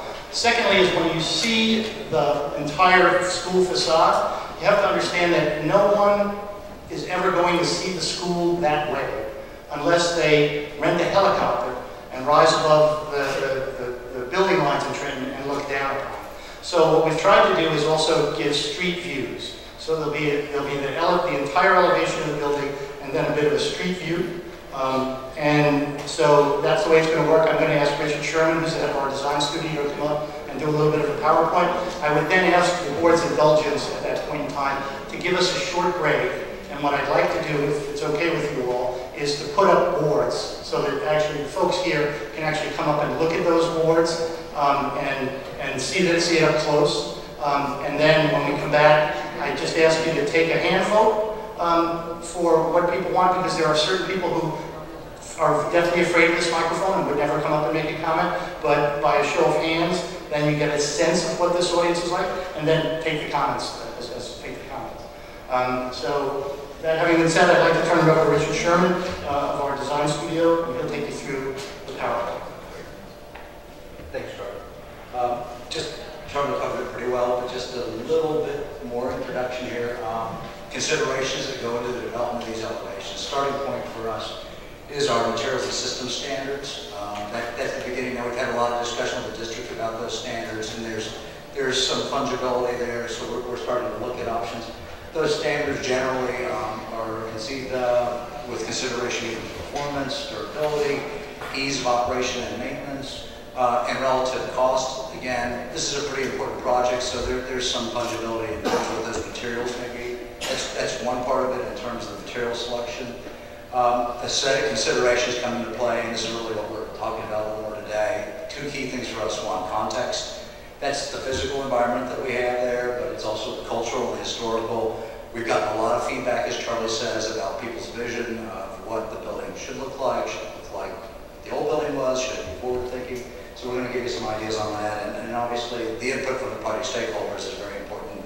Tonight's a big event in that regard. Charlie mentioned already, but want to emphasize again, what we're showing you tonight are conceptual in nature. These aren't fully developed. We're going to be spending the next few months taking an idea and developing it in more detail, working on refining it with our steering committee and other representatives of the district. And by conceptual, I'm even going to suggest to you that what we've really done is we've drawn 3 ideas that represent a different direction that we can go with this, and I'll talk a little bit about that when we see the actual options. And again, they're going to be refined over time. Just a little bit of orientation again. What we're going to be looking at tonight is actually the Chambers Street elevation of the building, probably the most prominent one that people associate with most. Just to help you a little bit, you can go back. Wrong button. You're going to see the main entrance at the center of the elevation.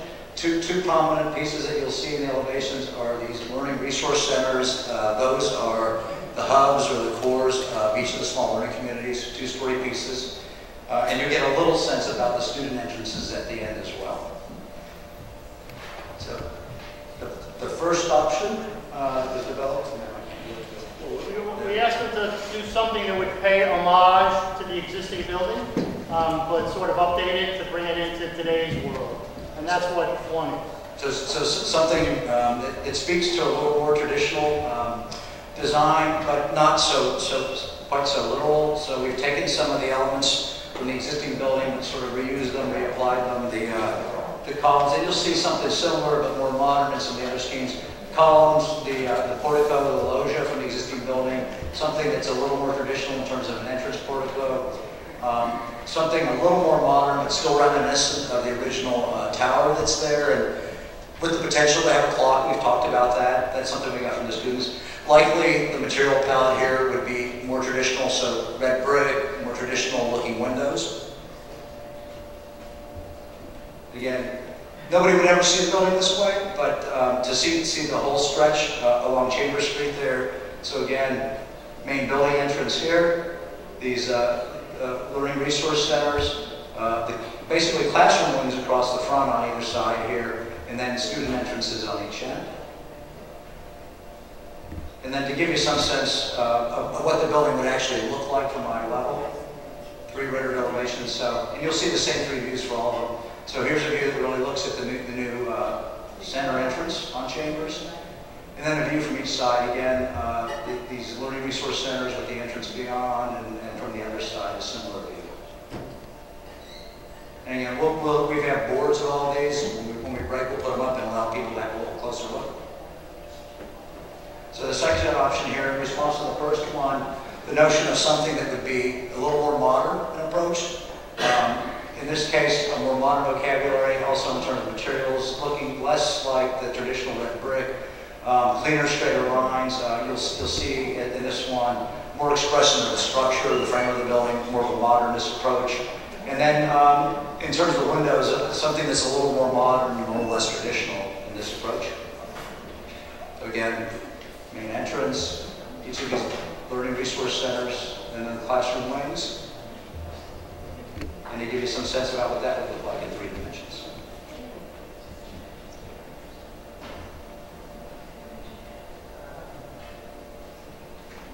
Okay. Third option, you want to? Third option was, we looked at the first 2 options, and I say this was the principal's decision, but they tell me it was mine. I just said I wanted something that was totally different, and I'm generally conservative with my architects, and I tell them I want something monochromatic and simple, and they were somewhat shocked when I said, I just want you to do whatever you want. Just go outside the box and come up with a concept that's totally new. And that's how we got here. So this one, a departure from either of the other ones, really looking at the use of more non-traditional design elements, more expressionist, less functional, the notion of something that is less literal and potentially open to interpretation. I find it interesting, we've shown this to a number of people, and not everybody immediately thinks of the tornado, but this has been done in tornadoes. So there's the overall elevation again, main entrance, very different element. Learning resource centers. Little little regular massing and a little bit of more of a breakup of that long facade by playing with the roof line. And then in 3 dimensions here, so again, main entrance element and the views from each side.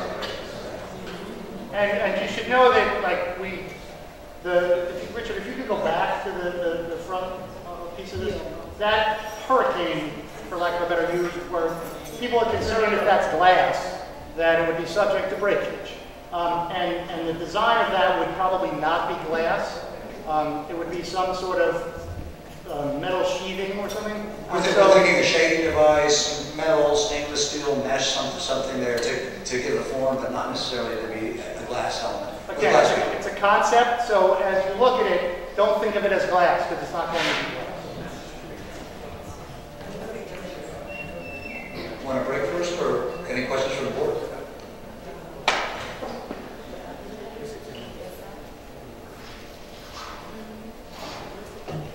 Is it possible, since next we have the College of New Jersey here too, so is it possible for us to have them present and then set the boards up while the board goes into exec session? And then we can have the folks review it while we're there, so we don't open up that. We have a meeting at the School of Education here, and then we don't want to keep notes. So. Fair enough, whatever you want. We're here to serve. Okay, so thank you, Board President.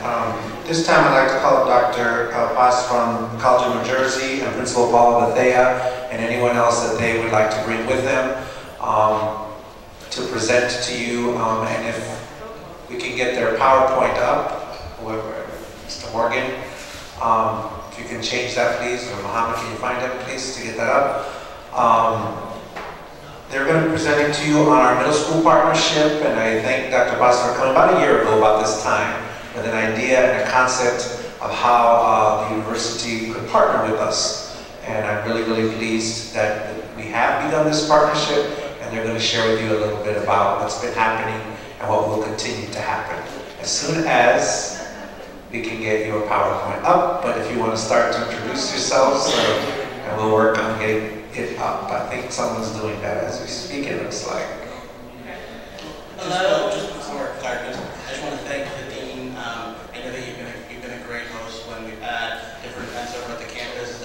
You, the president, Vice President Schuster, you've all been really a great ally towards working with the district. So it's really great to see you working with Principal Bethea. So thank you very, very much, and Principal Bethea. Thank you.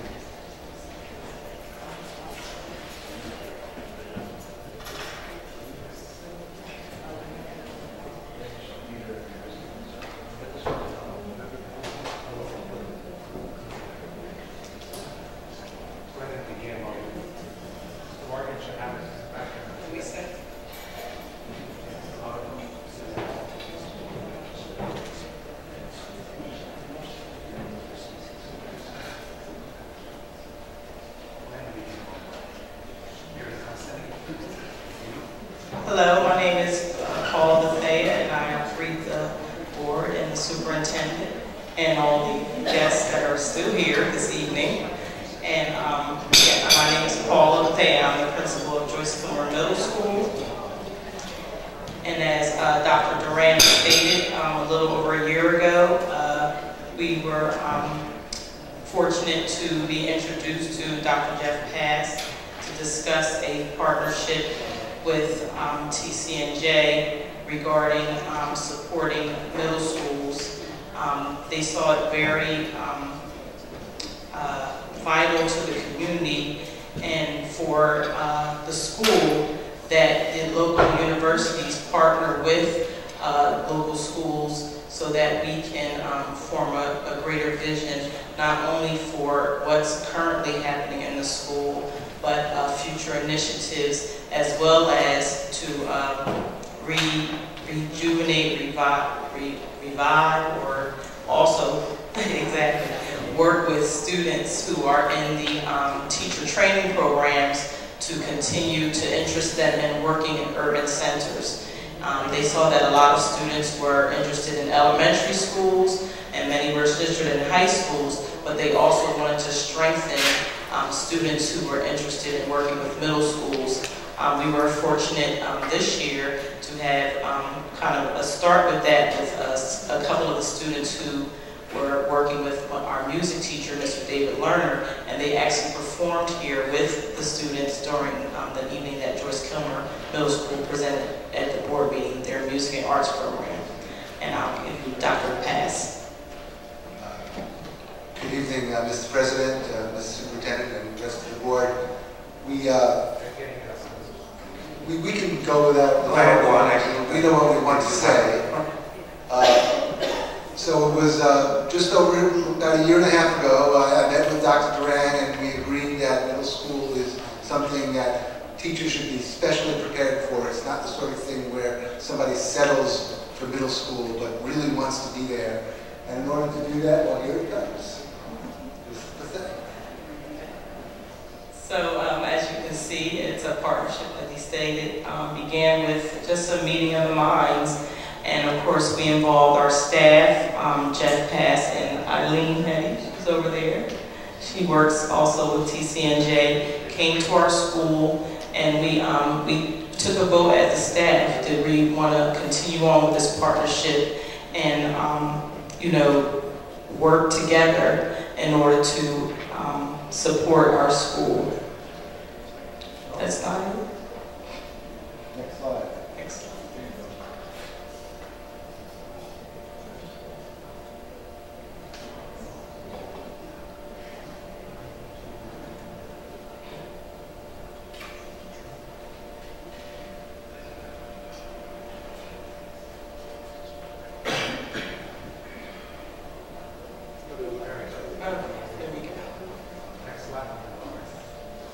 Yes. Okay, so that was mentioned. Joyce Kilmer Middle School. By the way, we need to change the sign from elementary school, but that's just a hint. We've been asking for a couple of years. Where's Jane? Okay. Again, we thank Dr. Duran for really spearheading this partnership. We began actually in a meeting in his office with our partners, as well as Dr. Donald Leak. He also was in attendance. The goals of the partnership, as you can see, develop a Lamont Middle School, a field site for middle school specialists, and prove that model middle schools can successfully educate urban youth.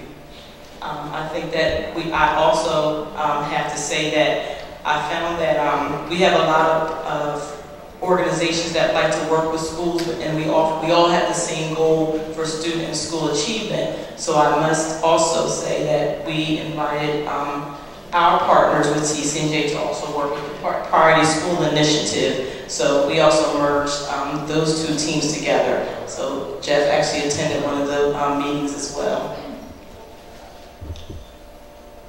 It began, another idea, I stated to Jeff, you know, we often have initiatives, but we don't get a chance to really sit and talk about, you know, some of the, you know, things that we really want to do in schools and middle schools.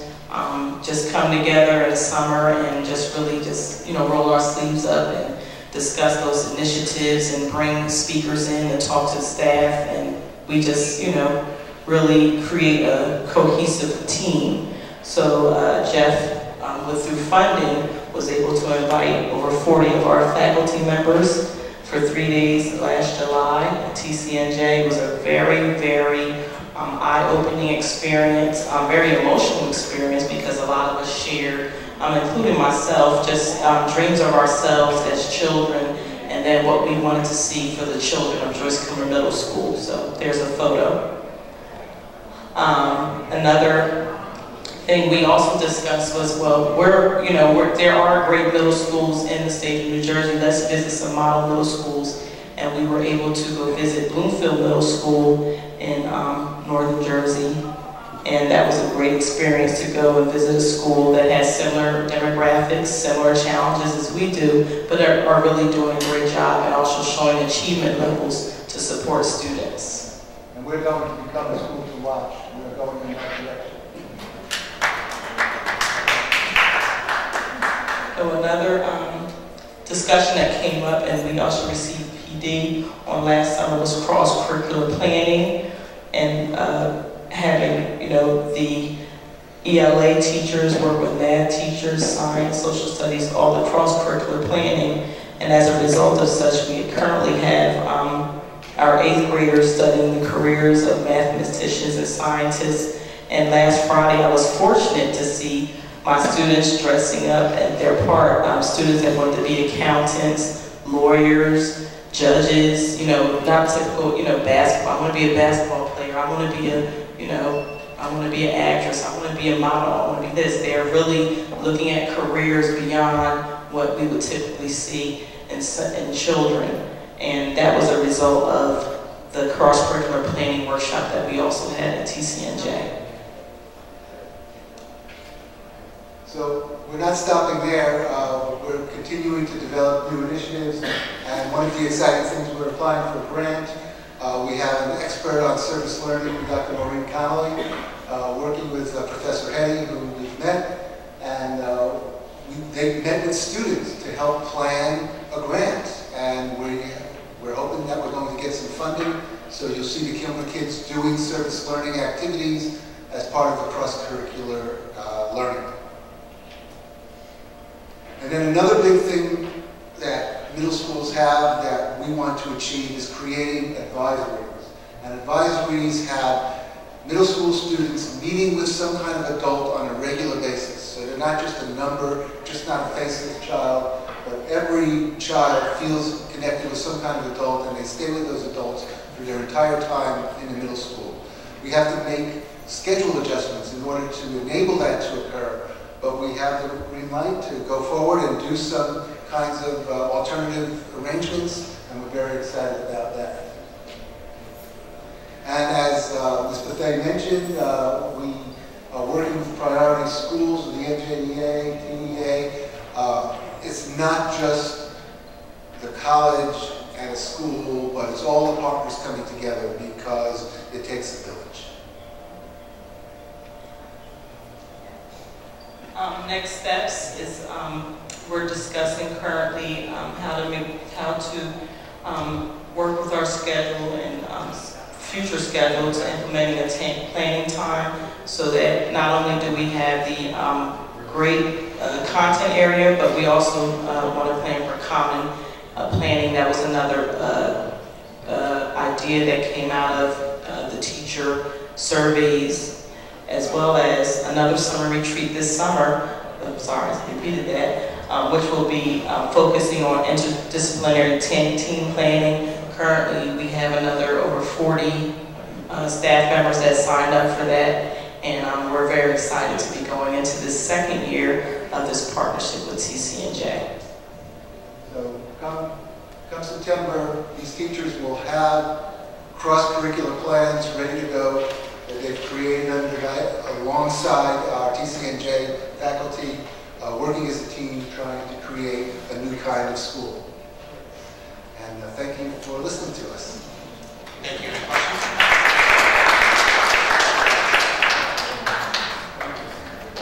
I'm just overwhelmed at the great things that the College of New Jersey, Dr. Pass, is doing in Trenton with all the other partners that we have.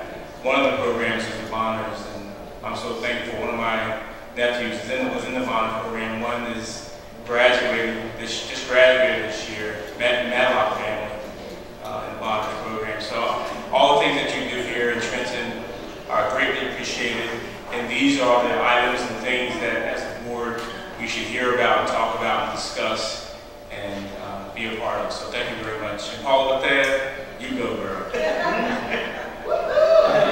Thank you. Just building on what the Vice President said, I think we hear from a lot of our folks, whether we've got a lot of people that support us, and I think TEA is a big supporter. We've got Aaron Mark, who's very supportive of the things we do. But I think right there is TCNJ, who, even though you're a town over, you really kind of remember your roots. And I think that's something that a commitment from the institution in terms of working with us to help teachers get better, and it's impressive. So thank you. And again, just thank you, Dr. Pasquarito, but thank you, Ms. Bethea, because this is not easy to take on a whole new partnership. We have a lot of people who want to bring resources to the table, and we have a great resource here, but even with that, you still have a lot as a principal to do to manage your day-to-day as well as bringing resources. And I thank you because you didn't hesitate. You wanted to make sure you went back to your school community, committed to making sure your team is on board. But respectfully, after that, you came back and you were very excited and you have made it happen. So thank you, Ms. Bethea, publicly. Thank you, and thank you for your support. Thank you very much.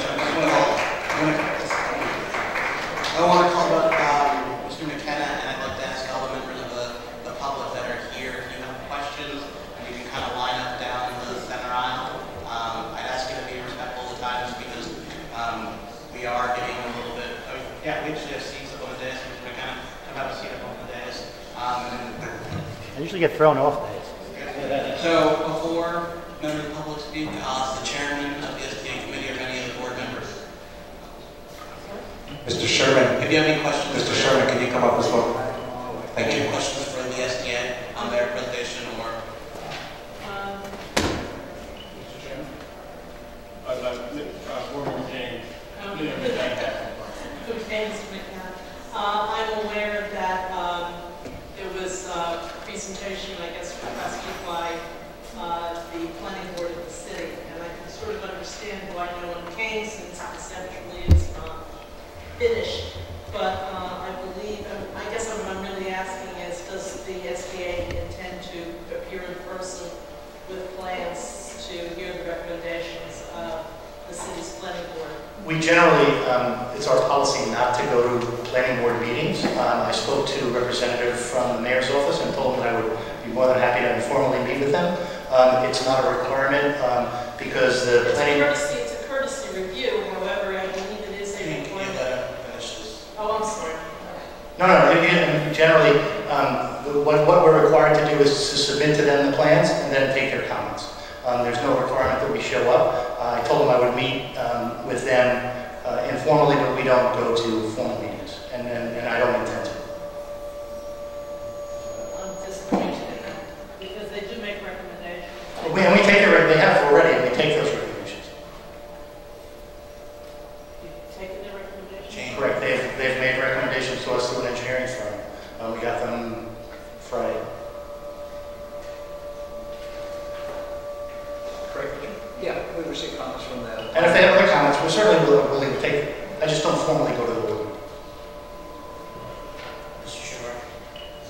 I just want to thank Mr. McKenna and his team, the SDA, as well as the board committee. We've met for years, over years now, and we continue that partnership with you. And the public comes out. And my friend Billy Hayes is here. He's always there. So the community is always involved. And the SLT is involved. Everyone's involved in this partnership to build the high school. We appreciate your time and your efforts to make this happen for this district and for our children. Thank you. We don't always make everybody happy, but we try to move forward. Anyone else on the board? Mr. Ward? Good evening, board. Good evening, board members. First of all. You should get button there. Oh, sorry. Here it is, Mr. Ward. Good evening, board members, and I'd like to join you all in commemorating the passing of my good friend, mi amigo Juan Martinez. I'm not going to spend a lot of time introducing myself. I think everyone here knows me. I'm a former board member. But I'm here today in my capacity as a community activist spokesperson. The people from the community surrounding the Trenton High School asked me to help them with dealing with issues with this construction problem, given my experience from what we had at the Martin Luther King School. Many of you are familiar with that situation where the contaminated soil was brought into that construction site. Now, the people of that community had the dubious distinction of learning the hard way that, you can sit back and listen to the presentations and nod your heads and think everything's going to be fine. But if you are not vigilant, very vigilant about exactly what goes on, you can wind up in a very, very bad way. They had a terrible experience, their properties were damaged, they suffered health issues, and they were not compensated. And we're not going to repeat the same mistake. So to that end, the people from the community immediately around the school have asked if these 12 items would be considered. I'm going to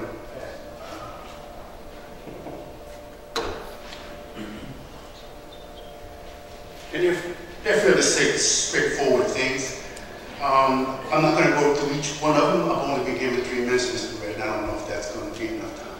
But one of the important items is that Mr. McKenna promised us that the last meeting, community meeting, that we were going to do this without doing violence, his words, to the people who live in the neighborhood. And that's fine. Now, I hope that that is indeed the case. But one of the initial problems we have is that a EO 215 is EIS 215, which is an environmental impact statement, should have been done on this project before anything was done. And we come to find out that hasn't been done. And that's a problem, because that is how you tell if the work that you're going to do is how that's going to impact the community around it. Now, that hasn't been completed. That was supposed to be completed prior to any work being started. As we find out, it's just being started. No, it's not being done. We don't intend to do it. Okay. So, Mr. Ward, your time's up. I'll let Mr. McKenna respond. Just on the EIS, I'll certainly, as I said 3 weeks ago when we met, I'll meet with you whenever you want with respect to this. With respect to the environmental impact study, there's no requirement that we do it. We don't intend to do it, and you may differ with me on that, but that's my understanding of the law. There's important issues here, Mr. Ray. I understand. Those are the 12 things. I'm sorry that you haven't heard the complete presentation out of me, but 3 minutes is nowhere near enough to deal with the issues that we're talking about. Wouldn't you like to give a link to your comment?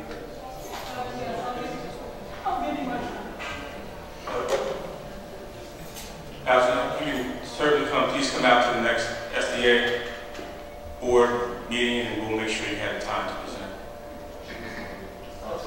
It's not the format. This is a different part of the meeting. Like normal, of course, where we have people cede their time is the traditional format of the meeting. This is a different case. This is not the case.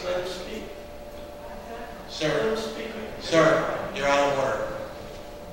Are there any speakers for the evening?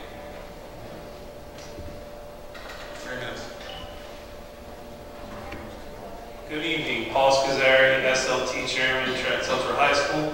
I would like to again thank Mr. McKenna and Mr. Sherman for their hard work and their all-inclusiveness in this process.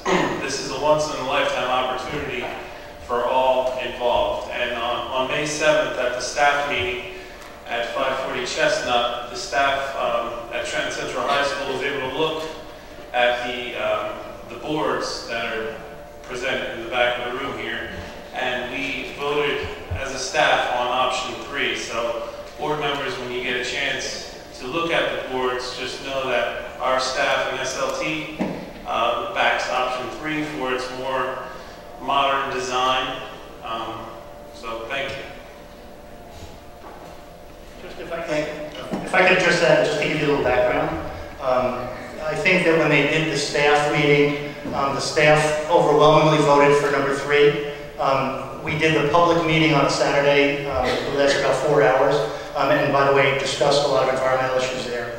And I think there, the vote was more, slightly about 70, I'd say 60-40 for 3, but I think there was a fair amount of double counting because I think there was a lot of people from the school there, so you got a bit of double counting. We did a meeting at the SDA. We had people voted in the SDA. It was 79, I think 75 for number 1, and about 64 for number 3. So number 1 and number 3 seem to garner the most votes, almost equally, say, for the school, and number 2 doesn't seem to get a lot of votes.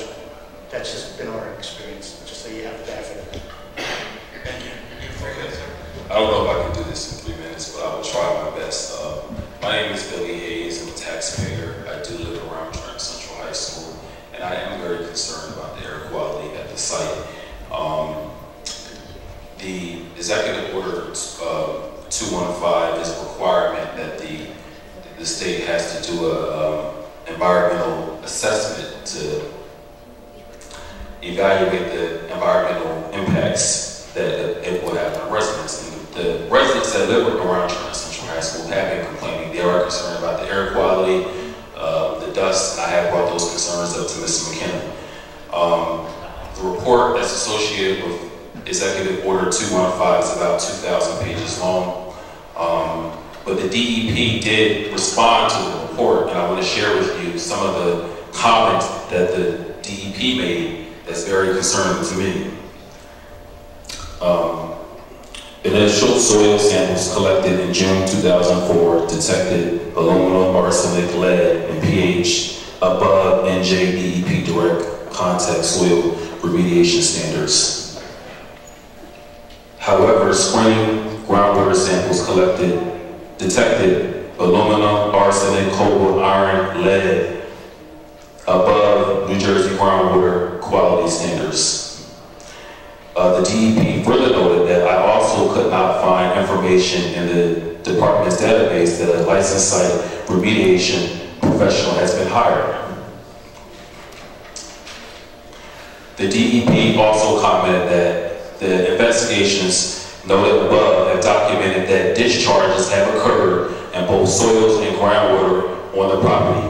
Pursuant to NJAC 726C-2, the person responsible for conducting the remediation was required to hire a LSRP and document on a department form within 45 days from when a person discovers a discharge on a property. An LSRP must be hired to oversee the remediation of this contamination. So I'm just reading you what the DEP comments were, and this is as of May 8th of 2015. So I would encourage you all to read all the reports associated with the environment, and moving forward, I try to bring solutions to what the board can do, and I do understand that the SDA is pretty much responsible for managing school construction projects. However, prior to the board voting on any demolition, in my opinion, I felt that the environmental assessment should have been completed before the board voted to demolish it. I felt that that information should have been presented to the board before the board voted. So I'm quite sure that the SDA has already read the report and have been in communication with the DEP about some of these issues, but moving forward, I am aware that the board will be voting on future school construction projects, and I think it will be a good practice for the board to have the environmental assessment. Okay. Just to respond, the EA environmental has been done. It's 2,000 pages. We did it, so we know it's in it. And LSRP has been on this job for months, so I'm not sure. And by the way, no, I get it, Billy, but what you neglected to say was that the DEP approved the plan. And we proved to them that there is an LSRP. And with respect to the soil contamination, we are taking the top foot of soil off and replacing it, because that was their request on that. So we were taking care of that. And just so that everybody knows, 3 weeks ago we had a meeting, we dealt with these very same issues. I ceded the floor to Algernon for as long as he wanted it. And I told them that we at the SDA would meet with them whenever they wanted. Surprisingly, they've not contacted us. But I'll meet with them. Any other speakers? Excuse me? Yeah, no problem. I'll meet with you.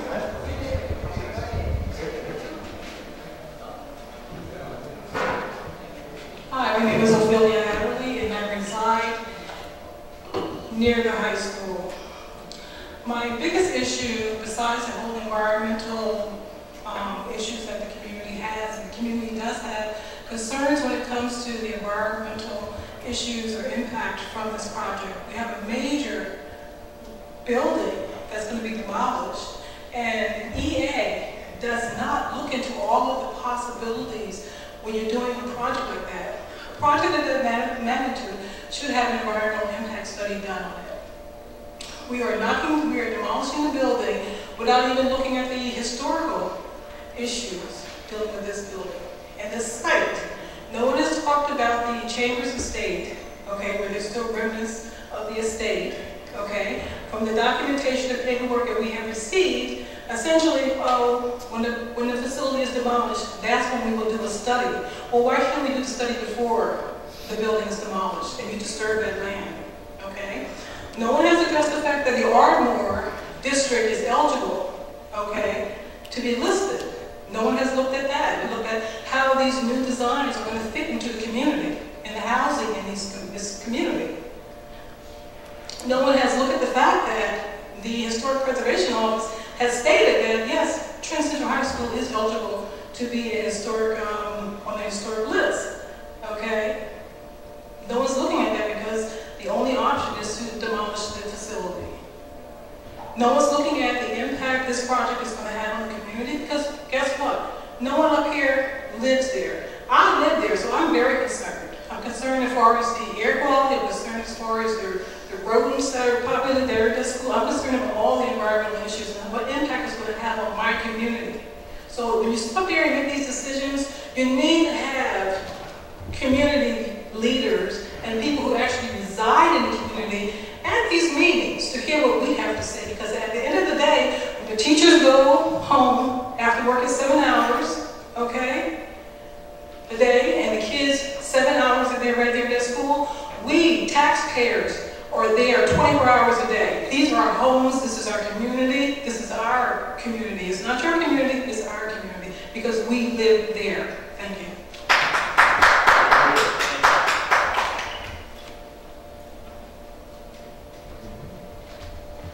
I did contact the SDA. He said I didn't. I did. I sent you a letter. We sent you one back. Right. And in it, you didn't explain to me. Just now, you just said that you don't have to do an environmental impact statement.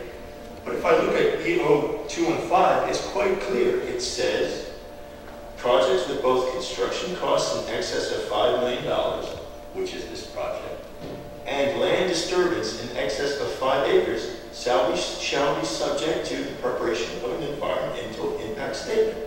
Please tell me, which one of those doesn't this project meet? You have page 3 of EO 215.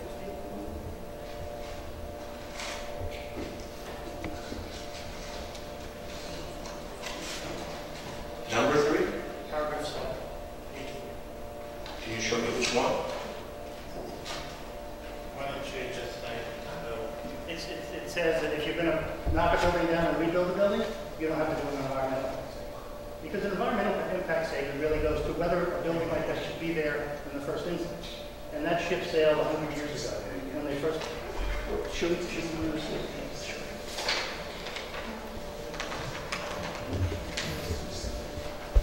It says, notwithstanding the anticipated construction costs or land disturbance involved, the provisions of this order shall not apply when the following types of projects. Facilities and equipment replaced in kind at the same location. So basically, when you're rebuilding a building in the same place, you don't have to do it because, you know, there's already a high school there. So the idea of whether or not what the community is, how the community is going to be impacted by a high school there, that's already been done. So that's the law. So I live by the law. Sir, please return to the mic.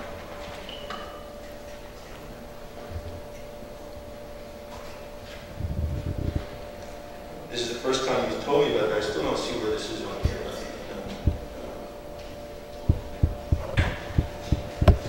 In any case, I do live in that neighborhood next to the high school, and I don't think that it's fair that you go ahead and plop a building in, amending a design without first consulting with the residents and finding out exactly what they want. Because, like Ophelia said, we live there 24 hours a day, 7 days a week, and I'd like to look outside my window and see something that looks nice. And a historic building that's been there is not the same in kind as a new building, in my opinion. Thank you. Thank you, sir. Janice?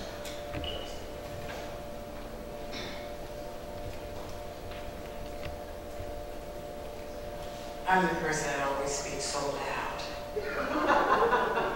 But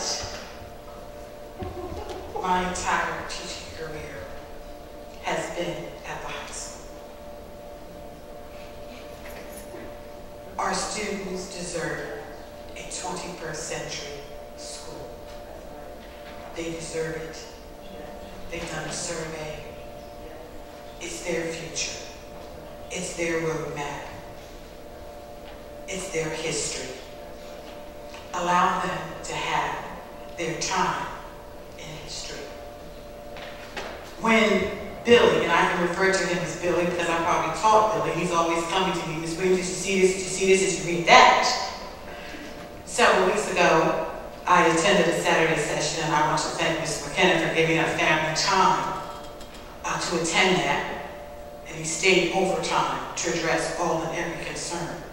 And as I indicated to Mr. Hayes, I would certainly not want to see what happened at Jefferson. And that's why I listen very carefully, Algernon, because I know what took place at Jefferson. And because there were poor black folks, they did not think that they would be paying attention. But just because black folks are poor does not mean that they don't pay attention. And we thank Algernon and his group for that long, hard fight. So I can see them wanting to make sure that it does not occur again. I can say that the SDA has been up front and center in addressing all concerns and issues that have come to them regarding the Trenton High site. You as a board has taken action that a new high school will be built. But because this is a public forum, we still must continue to allow the public's voice to be heard, and it should not be censored, irrespective of whether we agree with them or not. As the board members have indicated, they should have the opportunity to voice their concerns. When I first started out with this project, the principal asked me to come to every meeting, but I thought that they had an actively engaged school leadership team that were asking all the right questions of SGA. And I told my colleagues, because I've been on staff there so long, I no longer need to come to these meetings. You guys are asking the critical questions. You have everything under control. And I'm proud to say that that team has done a phenomenal job. Now, the responsibility Ms. Grant took on should not be the project manager, because for 3 different sites, she cannot do that, and the district needs to find money to employ that. But bottom line is, I cut off into the community. I'm going to cut you off. okay, bottom line is our students deserve a 21st century school and a 21st century education. Option number 3. The SDA is spending in excess of $10 million to take this building down. And the reason it's costing so much is we're trying to take it down correctly. And as I've told the community every time that I meet with them, if we are doing something wrong, we want to know that. Because I want to make it right. If we're doing something different, that's not necessarily doing something wrong. So I may do things different than you like them, but if I'm doing it wrong, I want to know about it because I want to make that right. I think our last speaker, Principal Grant. You have 3 minutes. Okay, good evening. I just again want to reiterate the wonderful communication. This has been a monumental process. I have to agree with Ms. Williams. The SDA has been up front. They've asked every single question. For those of you who don't know, the SDA meets with members of our school in different pockets at least once every other week, if not once a week. And those meetings are not for an hour. They're usually full day where we take 2 or 3 days just to get through the whole process of meeting with all of the stakeholder groups and looking at designs and looking at the program. It has really been a very transparent process. Richard, if we're not on the phone and texting and making appointments and following up on appointments, it's an ongoing communication. The staff, as I said, at Trenton High School, just the best around. We are very excited to get to this phase where we're actually able to see some designs. Overwhelmingly, the staff voted on number 3. At the community meeting, the community voted on number 3. Several people had put it up on Facebook. You know, Facebook folks always want to vote. Even on Facebook, there are several people who said they were looking for number 3. What we're looking for is constant movement. Those swing spaces are just that, swing spaces. That is not our home. The faster we can move back into our building, the better. And I would also like to thank Ms. Williams for her shout out. Thank you very much for your support on all of these buildings. Trenton High School, a location near you. Thank you. Thank you very much. Mr. McKenna, you have any closing remarks? and never to speak after this event.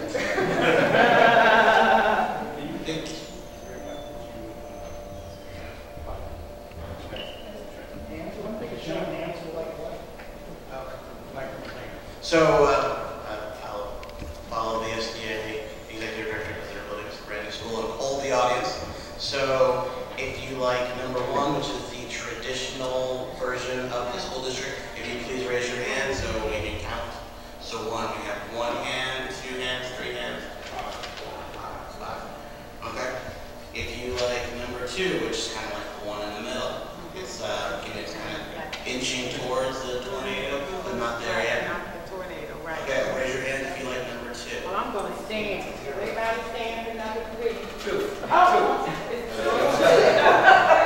Okay, I don't see any hands. So the last one is number 3, which is the tornado, inspired by, depending on the story you hear, Mr. Buchanan or Principal Grant. If you like number 3, which has kind of the tornado design in front, please signify by raising your hand. Or like Ms. Williams, please stand. Okay,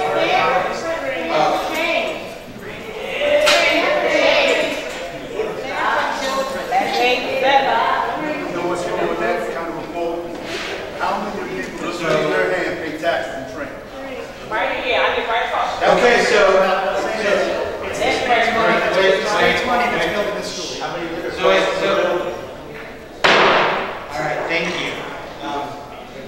Thank you very much for coming that. I will, also there is still an opportunity, you all can put it on Facebook, the superintendent will put on the web page with the design, and we'll ask for feedback. If people have feedback on the design, on the process moving forward, it's just another attempt to engage the community, so that is an opportunity that's there. So I will entertain a motion to adopt the consent agenda this time. Somebody. Motion to adopt consent agenda. And a second? Guillermo Chang. Second. D.A. Grant, absent. Fia Gusson, absent. Denise Millington, absent. Jane Rosenbaum. Guillermo Gomez. Yes. Gerald Trueheart. Yes. Lucy Vandenberg. Jason Red. Yes. Consent agenda passed. Motion to, entertain a motion to move into executive session. Motion to move into executive session. Second. Thank you. Whereas the Open Public Meetings Act codified at NJSA 10:4-6 executive permits the exclusion of the public from a meeting under certain circumstances. Whereas the Trenton Board of Education is of the opinion that such circumstances exist. You can talk in a second, just let me read this. Any pending or anticipated litigation or contract negotiation to which the board is or may become a party, and any matter falling within the attorney-client privilege to the extent that confidentiality is required to preserve the attorney-client relationship, reimbursement to the Conejo Law Group, reimbursement to the Florio Carucci, Steinhardt and Fader, general legal services for the New Jersey Foundation for Open Government, and tenure charges for an individual versus superintendent's contract.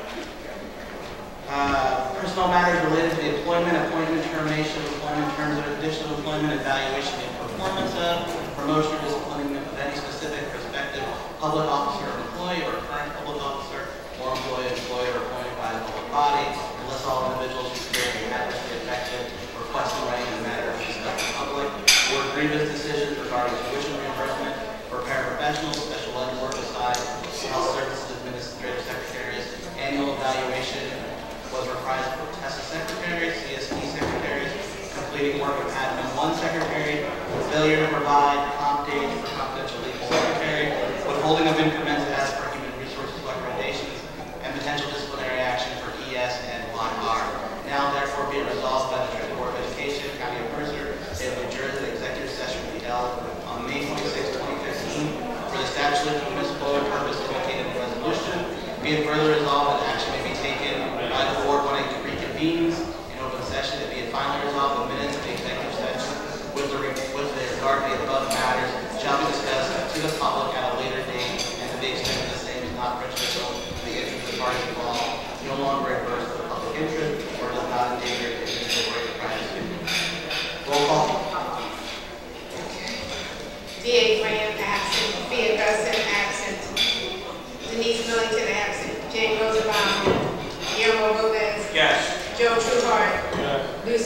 Byrd. Yes.